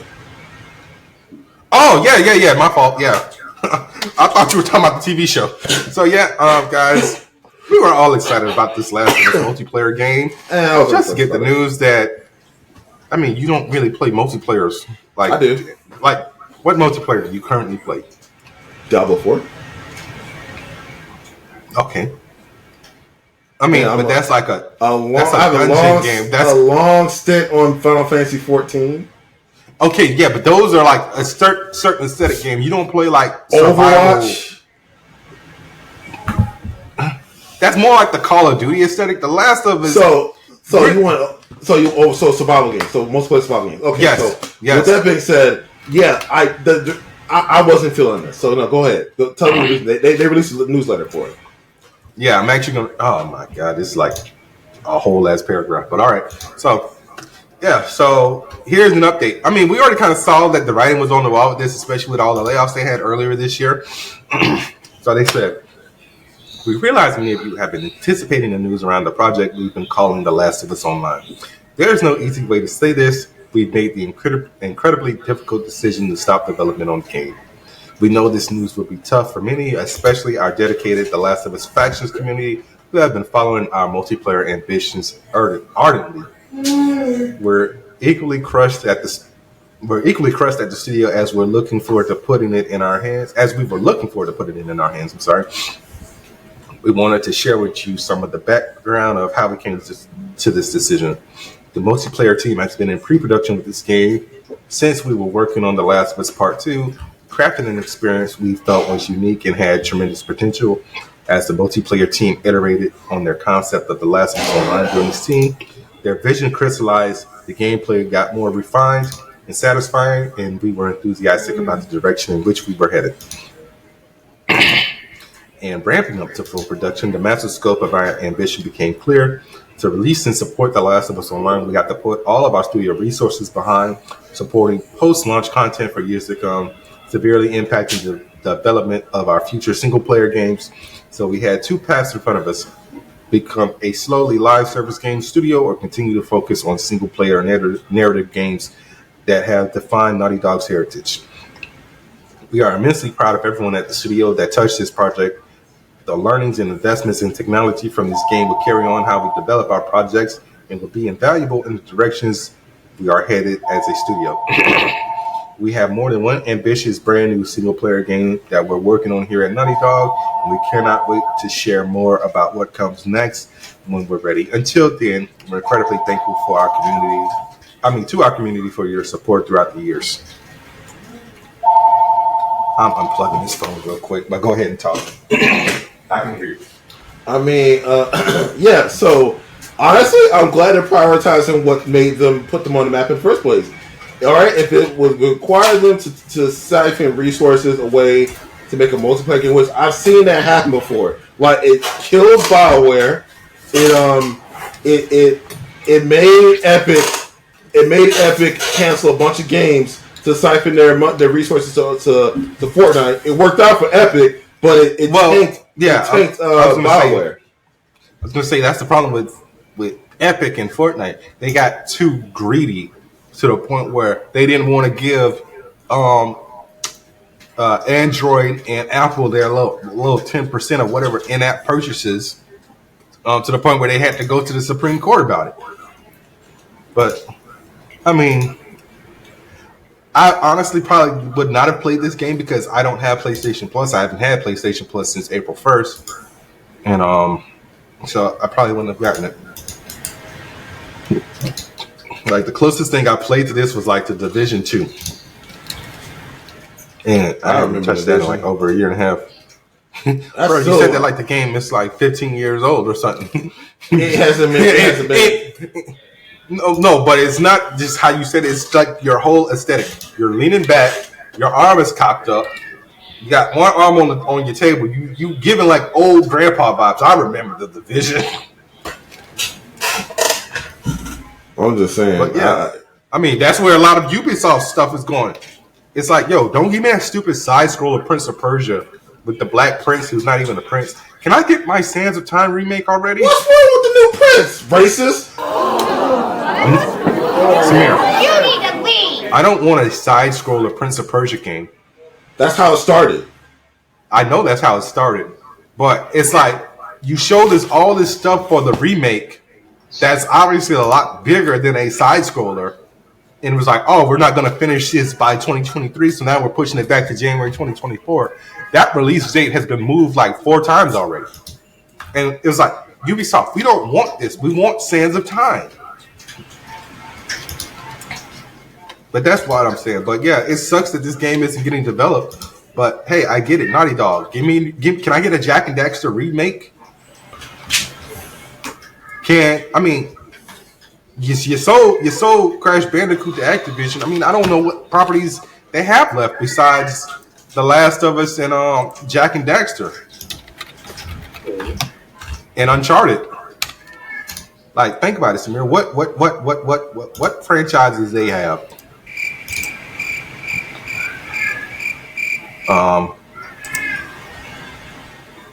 Yeah, bro. It's like everything was Crash Bandicoot, and then Jak and Daxter, and then The Last of Us and Uncharted. Like they had a game called The Way of the. Like they don't got a lot of games. They don't. So I get it. I get why they decided to scrap this. Like, and I definitely got to check to see if Jak and Daxter is still in the Naughty Dog apparently, according to their Wikipedia and their website. Yeah, it's just The Last of Us, Uncharted, and Jak and Daxter. That's all they got. So can a brother get a Jak and Daxter update? That's all I need in my life. It's like I've been playing Uncharted for a decade plus, but I haven't had a Jak and Daxter game in like almost 15 years.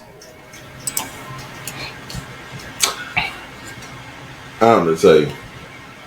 Yeah. Captain America: Brave New World is going to have a few more reshoots. They didn't give the reason why. The rumor is the test footage didn't receive well with audiences. Sabra. Maybe, but that would have to. I said reshoots. They didn't say anything about overhauling the script, but we don't know. So, like, unless the artist comes out and say, "Oh, Marvel fired me," but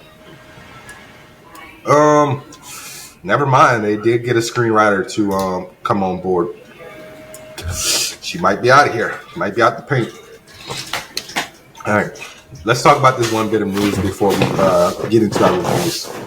Go on. There's the story we gotta talk about the Planet of the Apes thing.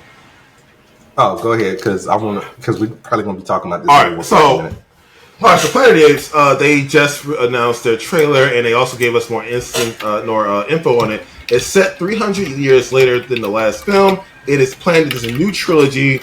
The main character has no idea who Caesar is. So that raises some very interesting implications, because based on the trailer and what we know from the previous series, I don't know. And also, the guy who's doing this, like, we got Matt Reeves, and now we got the guy from the Maze Runner trilogy, which, I mean, he's used to doing. You need to give him a chance, okay? Like I said, every director isn't going to hit it right off the bat. So this might be his. Matt Reeves did. And I just said every director isn't going to hit it right off the bat. So once again, give the guy a chance. Matt Reeves made this in a cave.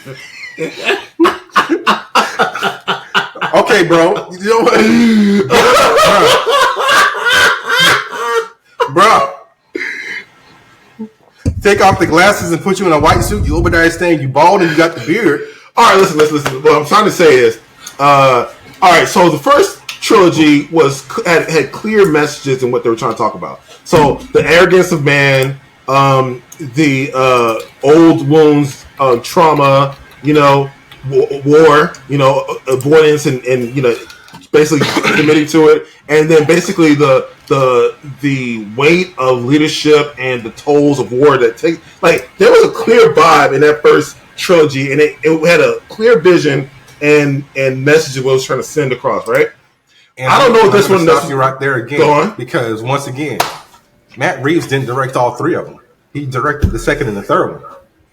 Rupert Wyatt directed the first one. So it's not like this is his Dark Knight trilogy.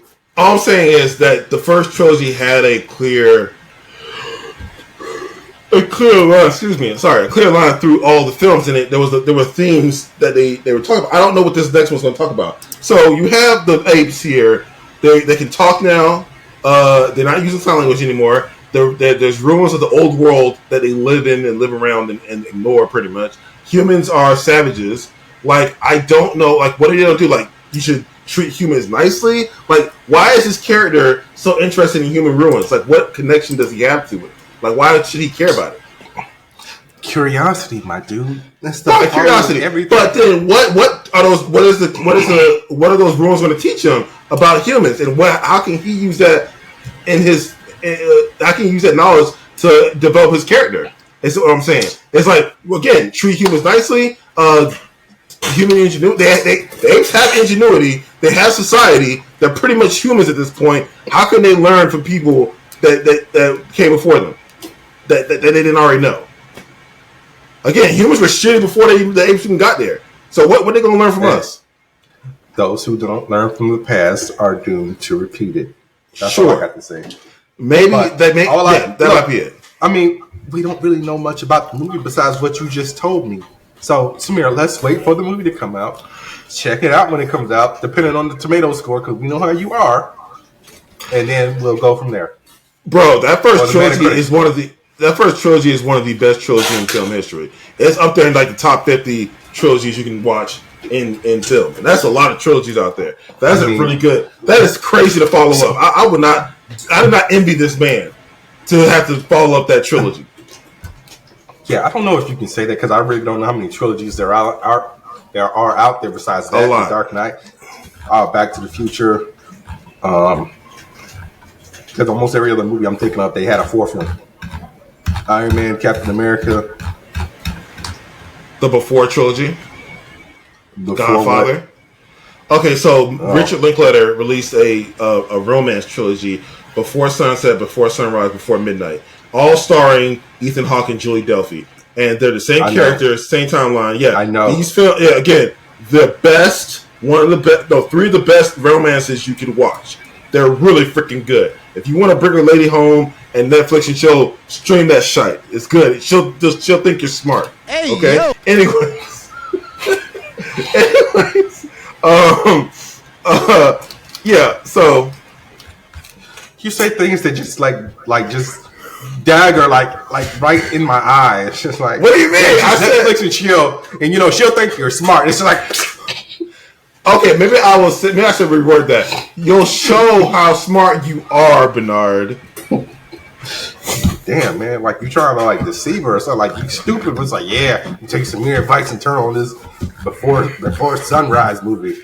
Have something to say about it. All right, talk about your feelings. Be vulnerable. Anyways, all right. Do you have anything else? Because I'm done saying stuff about the. Yeah, I got the last thing in, and we said this like 2-3 years ago. E3 is officially done. Oh yeah, it is. That is dead. How do you feel about that? Because like we've been doing this podcast for 3 years now, and I was just like, it's over, bro. It's like, yo, PlayStation got PlayStation Direct. What the hell is that shit called? No, PlayStation Direct. Showcase. Yeah, the PlayStation Showcase. Nintendo has Nintendo Direct. It's like the only people who were still showing up to show stuff was Microsoft. Yes. And like the indie developers, but now like I guess the indie developers can go to like the Game Awards if they don't get cut off. So it's just like, yeah. It's like, I mean, unfortunately, I never got to go to E3, because flying to Them LA tickets is not cheap, and them tickets. Them tickets You're gonna have to be like expensive. you gonna have to be like old boy in Minister Society with them cheeseburgers. Catch my drift. Yeah. So yeah. Hold on. Let me see if I can actually find the press release from the ESA as they announced the permanent end of. So pretty small. After more than 2 decades of E3, each one bigger than the last, the time has come to say goodbye. Thanks for the memories. From the Entertainment Software Association. Yeah. It also said ESA remains focused on advocating for ESA member communities and the industry workforce who fuel positive cultural and economic impact every day. But yeah, so cute boys to men. It's so hard to say goodbye to yesterday. All right. And on that note, Samir. Yes. What do you want to talk about first? Because I got notes on both of them. We got Doctor Who, The Giggle, and we have Godzilla -1.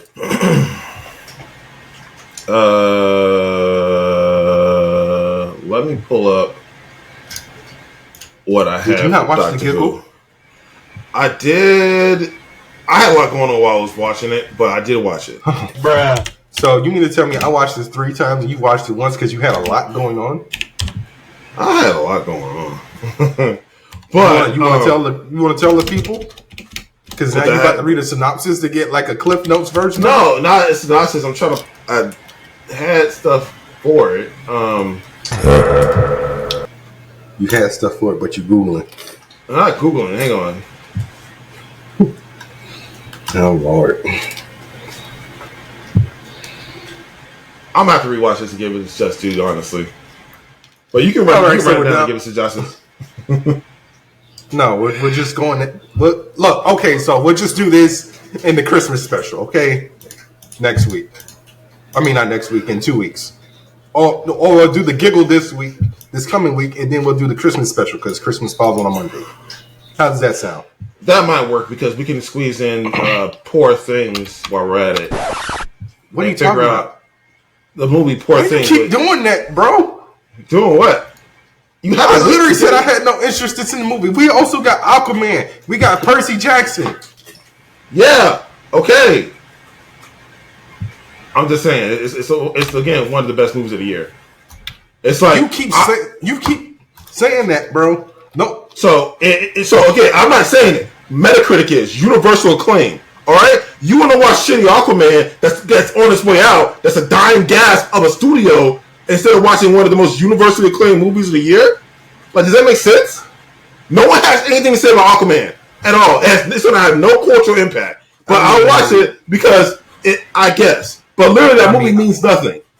I mean, I'm not hearing anybody talk about Poor Things except for you. Really?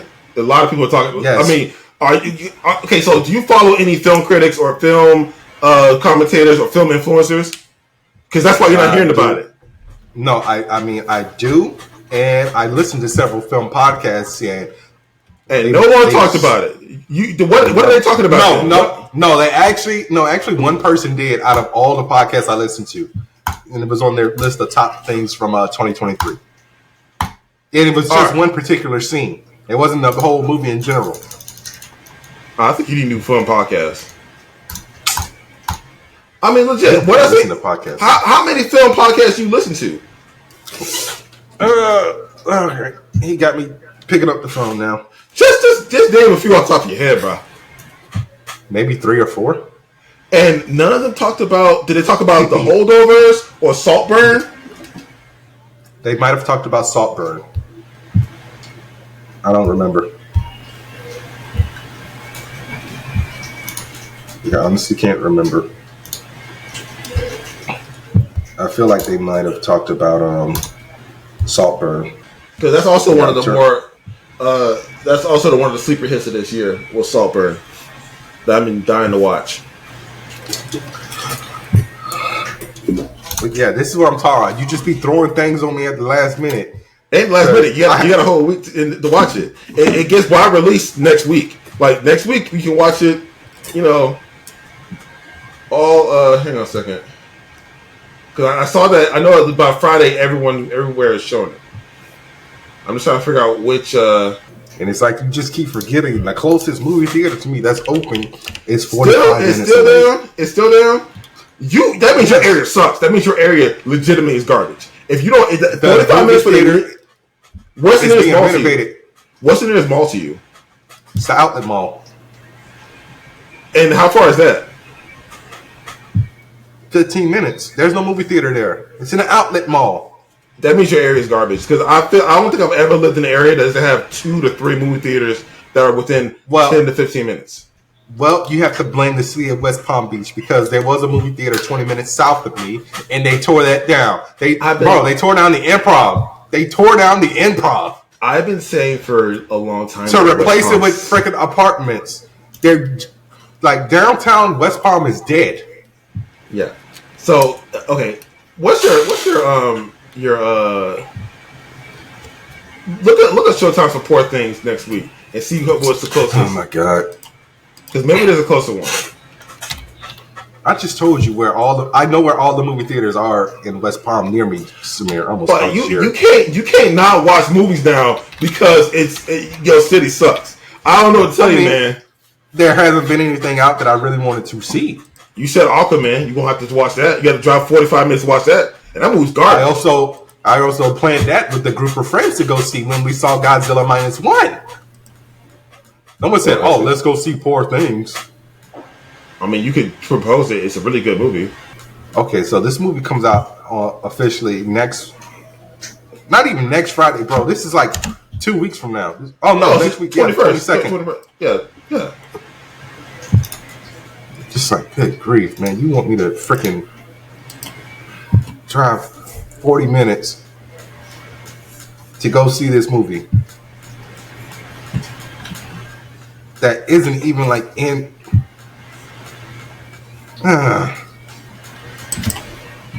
freaking watching romance sci-fi movies.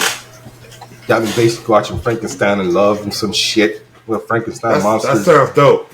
Should they wear more suits, Bernard? You're not funny and nobody likes you. Well, that makes sense. Suits. Shit on suits all you like, but the show was on for 7 years. Okay. Okay, this was the best movie of 2020. One of the best movies of 2023. You keep saying that, but you're the only one saying that.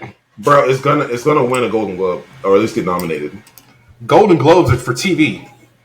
You know what I mean? One of the things. An Oscar? Yeah. What are them things? Golden Globes, they do movies too. I could have sworn Golden Globes was just for TV. I don't think so. No, they do movies too, dude. Oh yeah, you're right. I'm thinking of Emmys. Yeah. Anyways, television production. So let's move on. Let's get on to Godzilla -1 because this dude here. Like, oh, let me go watch this movie with Emma Stone being a zombie. All right. I'm sorry, you had me Emma Stone being a zombie. That's all I need to get into the movie. That's you. But let's go ahead and talk about Godzilla -1. All right, let's. All right. Oh yeah. By the way, audience, at this point we'll be talking about spoilers for Godzilla -1. If you haven't watched it, you can tune out now. I mean, Samir, you take it away, kids. All right. So, Godzilla -1, which takes place 1945, directly after World War II, and Japan's decisive, definite defeat by the Allied forces.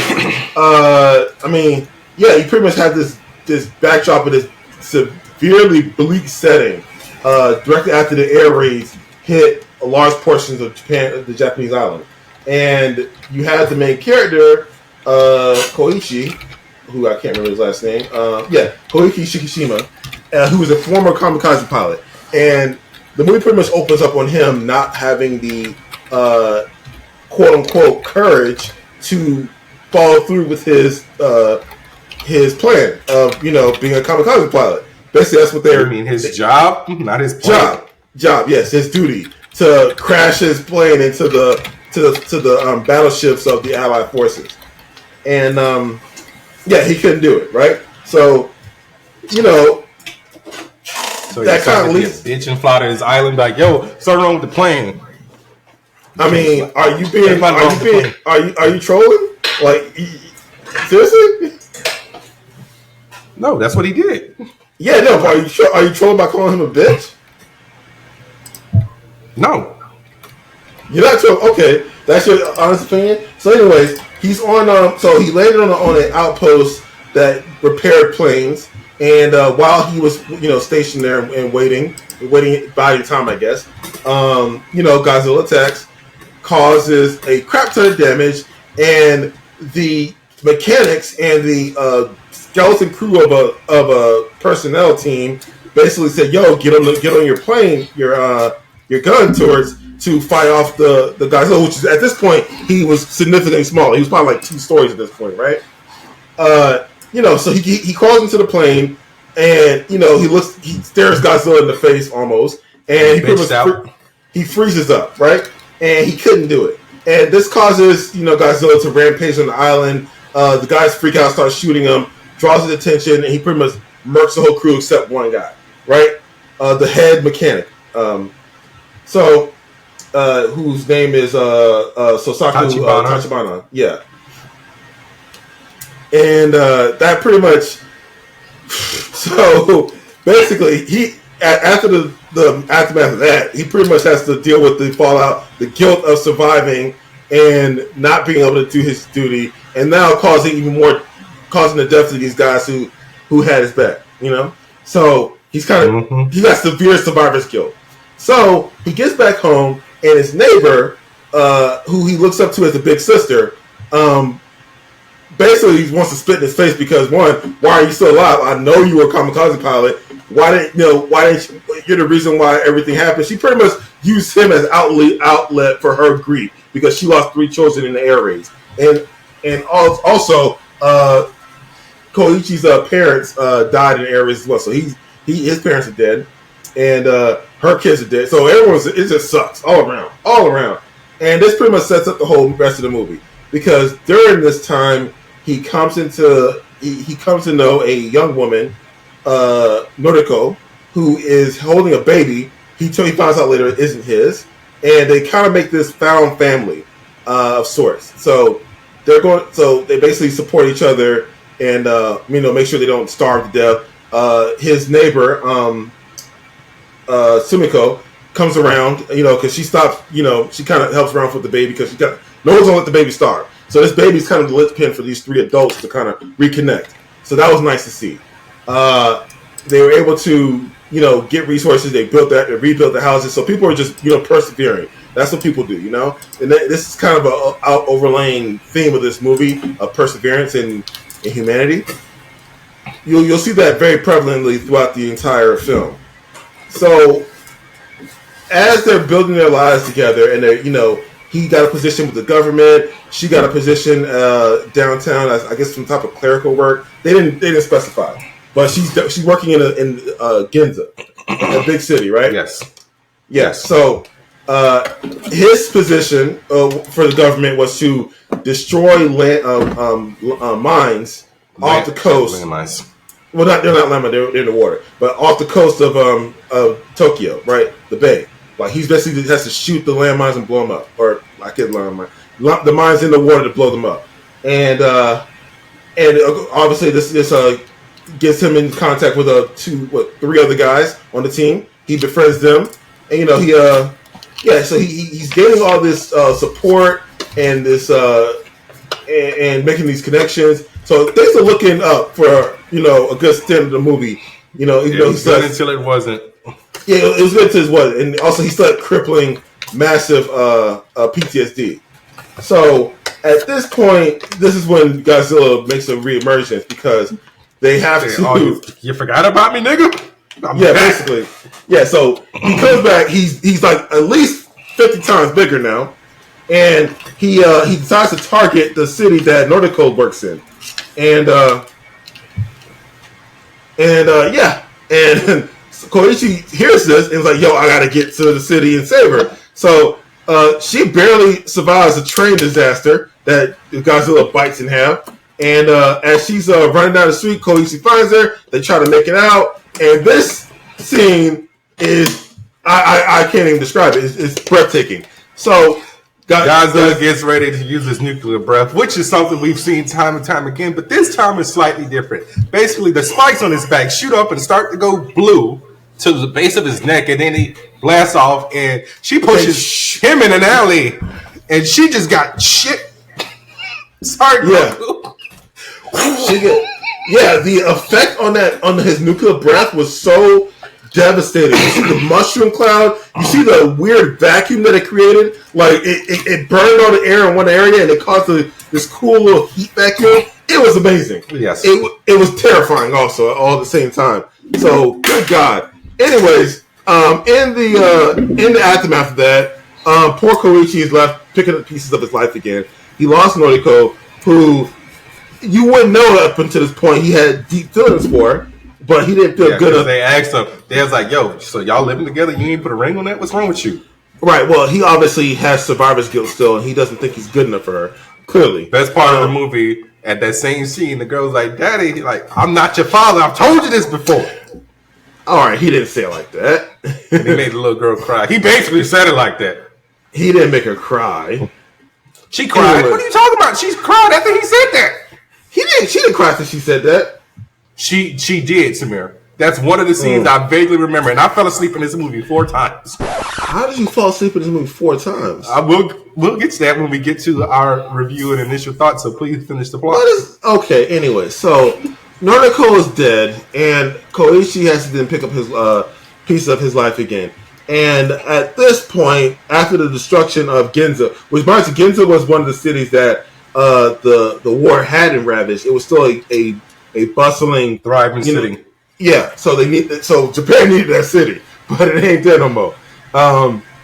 So the government basically, the remnants of the government, what I can't even call them that, kind of band together and devised a plan to combat Godzilla, and they needed the help of a lot of volunteer, ex-military, airmen, engineers, and the like to devise a plan. I'm glossing over some stuff to get the cursory glance of the movie, but for this to work, they need everything needs to be in place, and they basically devised a plan involving what was the material they used? It was Freon and some other stuff. There we go, Freon. Yeah, Freon and balloons to cause Godzilla. So basically, the plan was to sink him so he can, basically die underneath the pressure of the ocean. And if that didn't work, make him come up and get the bends and explode. Yes, essentially. And basically rupture like those fish that he kept, all those fish you saw, but the weird bloated thing out. Yeah, that was a swim bladder popping out because of the change in pressure. That's what happens to fish when you bring them out of the deep sea pretty quickly. Essentially the same thing. It was kind of a foreshadowing. So that was the initial plan. And to do this, they also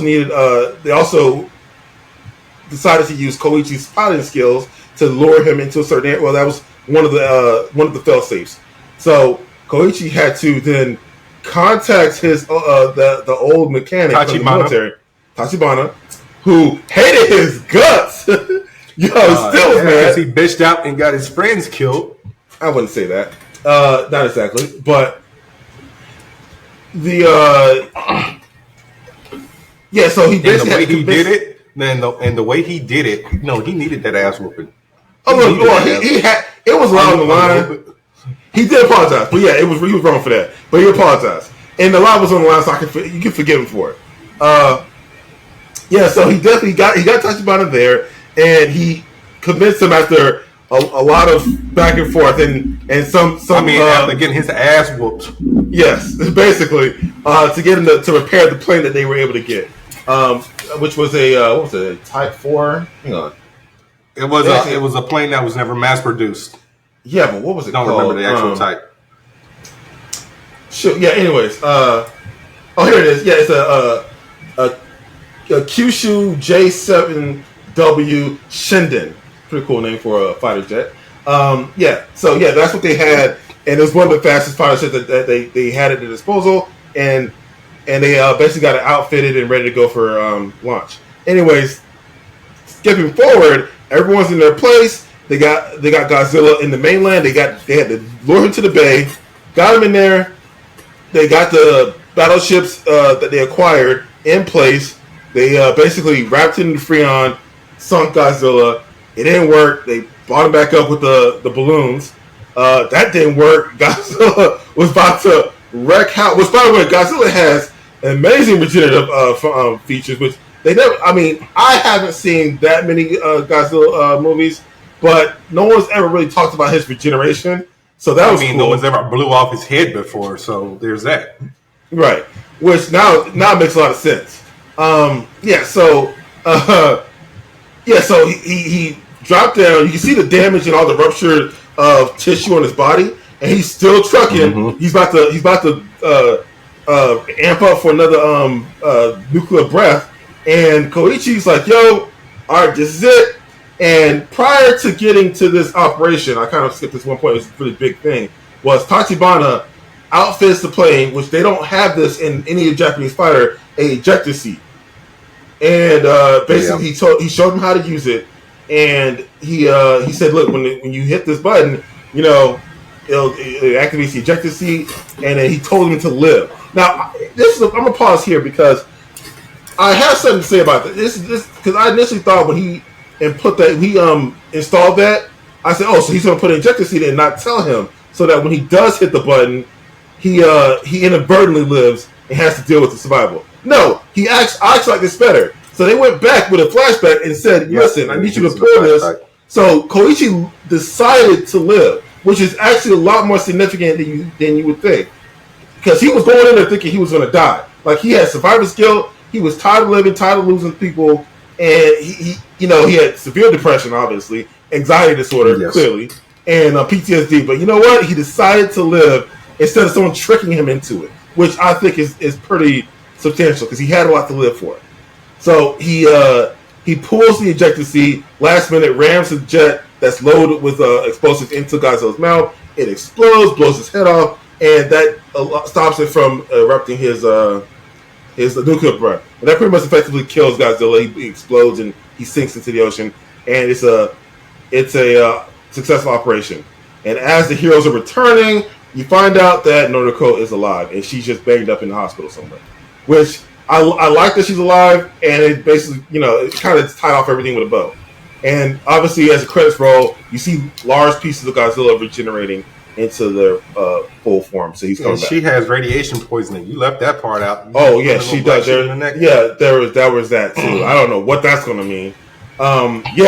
So all in all, amazing film. Honestly, I have little to no notes. I do love the overarching themes of perseverance and the sanctity of life and how everyone's important. Like, did you get that? Like, they pretty much shoved it in your face almost, because they definitely talked about how this war doesn't value life at all. With, again, kamikaze pilots like Koichi, who had more to offer than being suicide bombers, and how the government didn't care about them, or how the government didn't give them enough food to survive, and most of the soldiers died of starvation. Like, this stuff about the point is the country didn't care about life enough, and they need to change that. And then we're going to do that right there. Like, we're going to go in this with intentions to live, and we're going to get back to our families. So I thought that was a nice message. Yeah. All right. So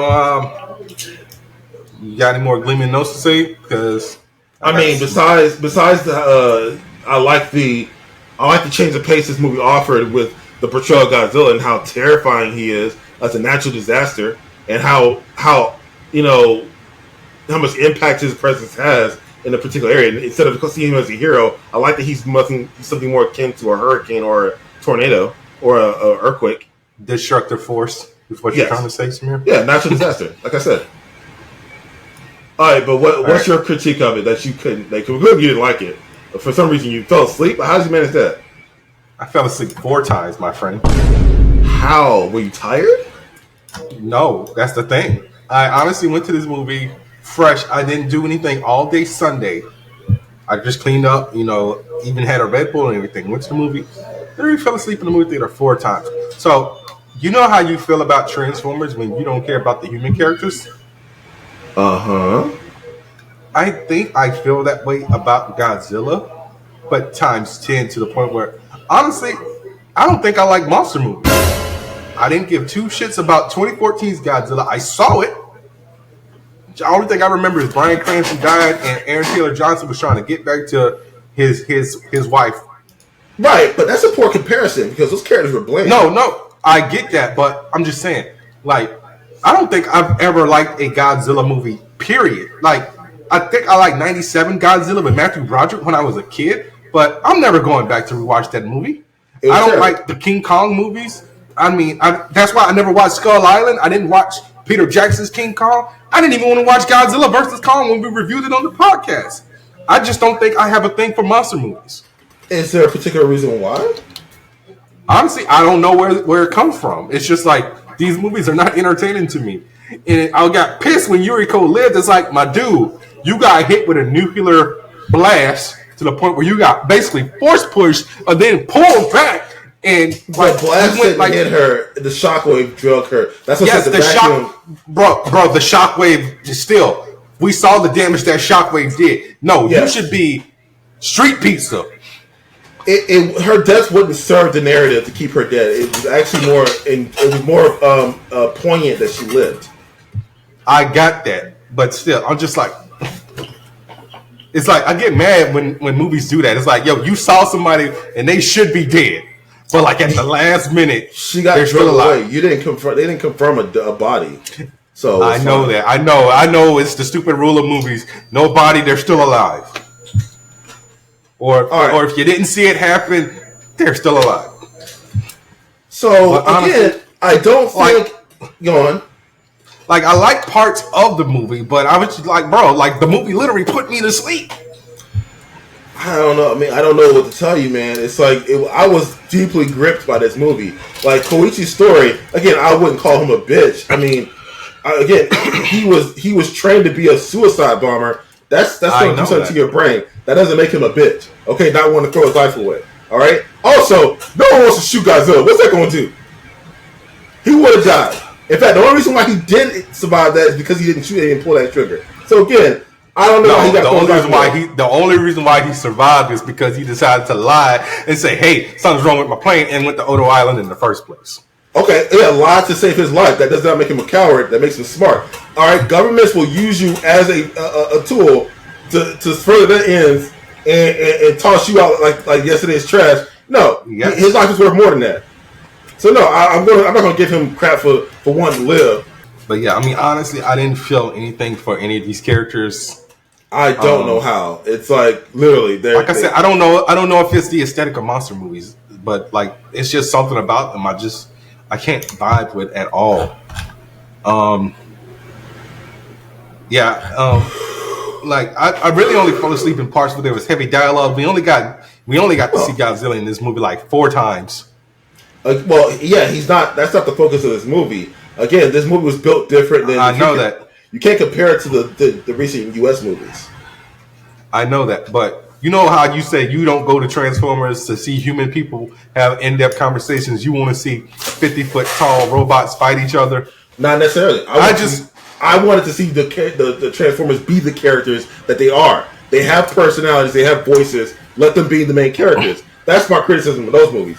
Godzilla, there's only so much destruction he can wreak before it just becomes silly. So I think this movie offers a deeply human movie that you can connect to and get behind. Again, everyone wants to live. Everyone wants to build something, connect to people, family, and grow together. And this movie offered that. And again, this isn't something silly like Transformers, which, had a bunch of MacGuffins and silly nonsense and shiny thing go boom. And also, a bunch of characters. Okay, perfect example. Even Godzilla versus Kong. I just want to see them fight. Let them fight like Ken Watanabe says in every damn movie. Like what? Twice? They fought twice. 3 times. And then teamed up to fight Mechagodzilla. Yes. And then they just walked off like, "Yo, we got beef. You just kicked my ass on a Navy ship." Well, you saw the trailer. You saw the trailer for the next movie. Listen, those movies are 2 different things, though. So I get that, but it's just like I don't really like monster movies, my dude. I'm sorry. I went to this movie despite the fact that I had to drive 45 minutes out of my league, and despite the fact that I had to read. I mean, the subtitles were very easily read. I mean, they shouldn't have been a problem. They were, but I'm just saying I hate subtitles. But I did it for you. I did it for you, Samir. Thank you, sir. And still fell asleep in the movie. These subtitles were easy to read. They were very slow. They were Hollywood subtitles. They were slow. They were. They were. But I'm not complaining about the subtitles. I'm just complaining about the movie, bro. I fell asleep 4 times. I don't know what to tell you, man.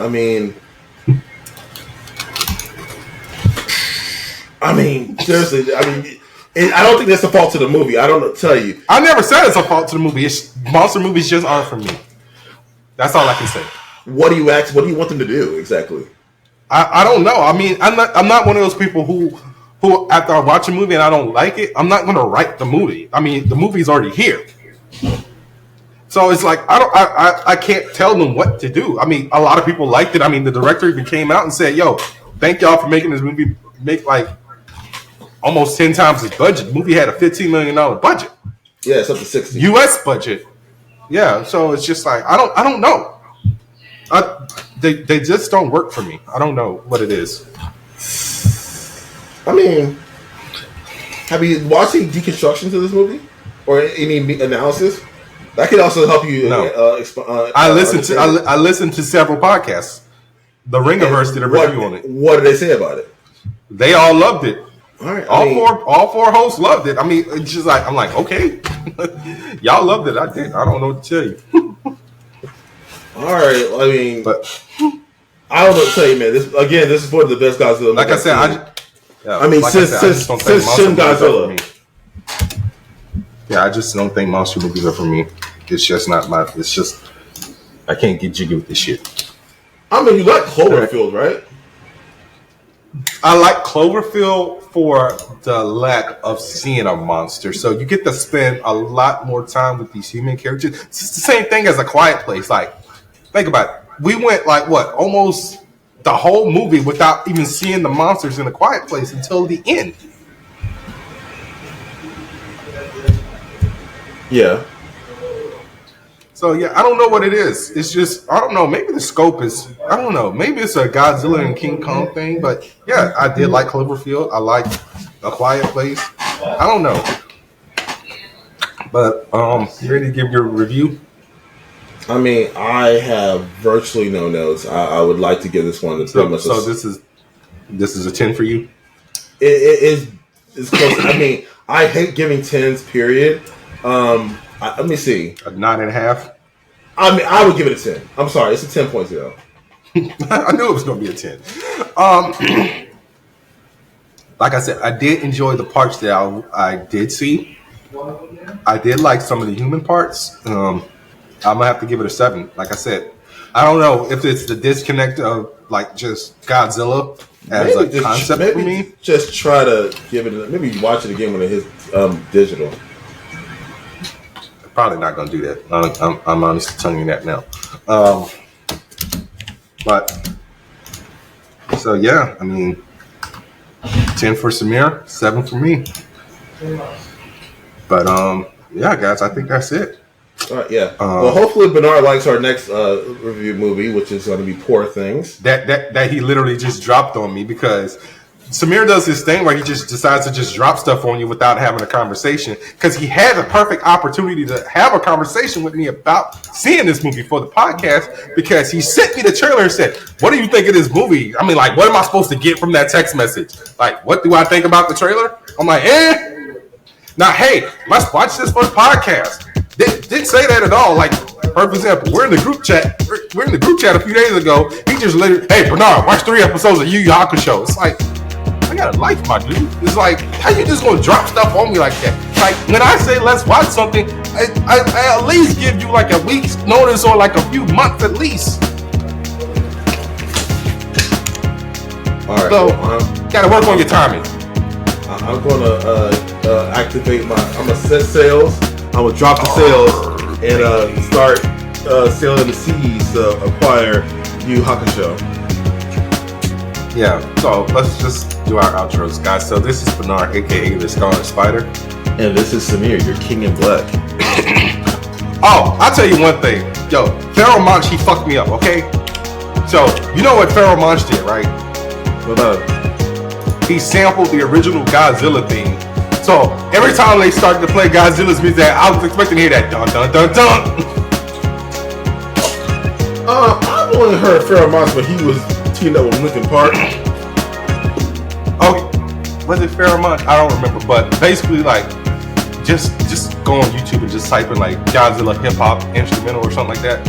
I'll see if I can find it and send it to you. But Dave Chappelle used it, yeah, and it's like a hip hop beat. Like it starts off with that Godzilla that then it goes dun dun dun dun. But yeah, so like that's just ingrained in my brain, so I was expecting that beat to drop. But they had the old school instrumental. In fact, the music the sound design, the music in this movie is amazing. Samir, did you turn on your VPN, my dude? Yeah, the sound design of the movie. Yeah, I guess that's. Did you turn on your VPN? Yes, what? You did. You froze for a minute, and you're frozen again. Oh my god. Hello? Did you turn on your VPN? No. Okay, that's me. Ignore it, because you keep freezing. All right. Well, anyways, like I said, yeah. So, what was I gonna say? Yeah, sound design. Sound design's amazing in that movie. Yes. Everything. Like, dude, the theater I was in, it was so goddamn good. Every stomp, every explosion, the breath, just spectacular. I could sing this movie praises all day. But yeah, anyways, we're gonna end it here. Yeah, next week we're gonna watch The Giggle because Samir was distracted for some reason. I had a lot going on. And I guess we'll watch fucking Poor Things the week after because it drops on Friday. Yeah, so next week is just The Giggle. Yeah, so next week is just The Giggle. Where are we getting crappy Aquaman? That's the week after. So we'll have Poor Things the week after next, and then Aquaman the week after. So like the weekend before New Year's. Yeah, okay. And Percy Jackson and the Doctor Who Christmas special. Unless we do that the same week as Poor Things. So we'll get Shooty's first episode. All right. Samir, tell the people bye. Goodbye, and live long and prosper. Yeah, guys, we will see you later. Just hoping Samir's internet will catch up because he is like moving like molasses. Like the audio is fine, but your video is just fucked. Oh, yeah. All right, guys. See ya.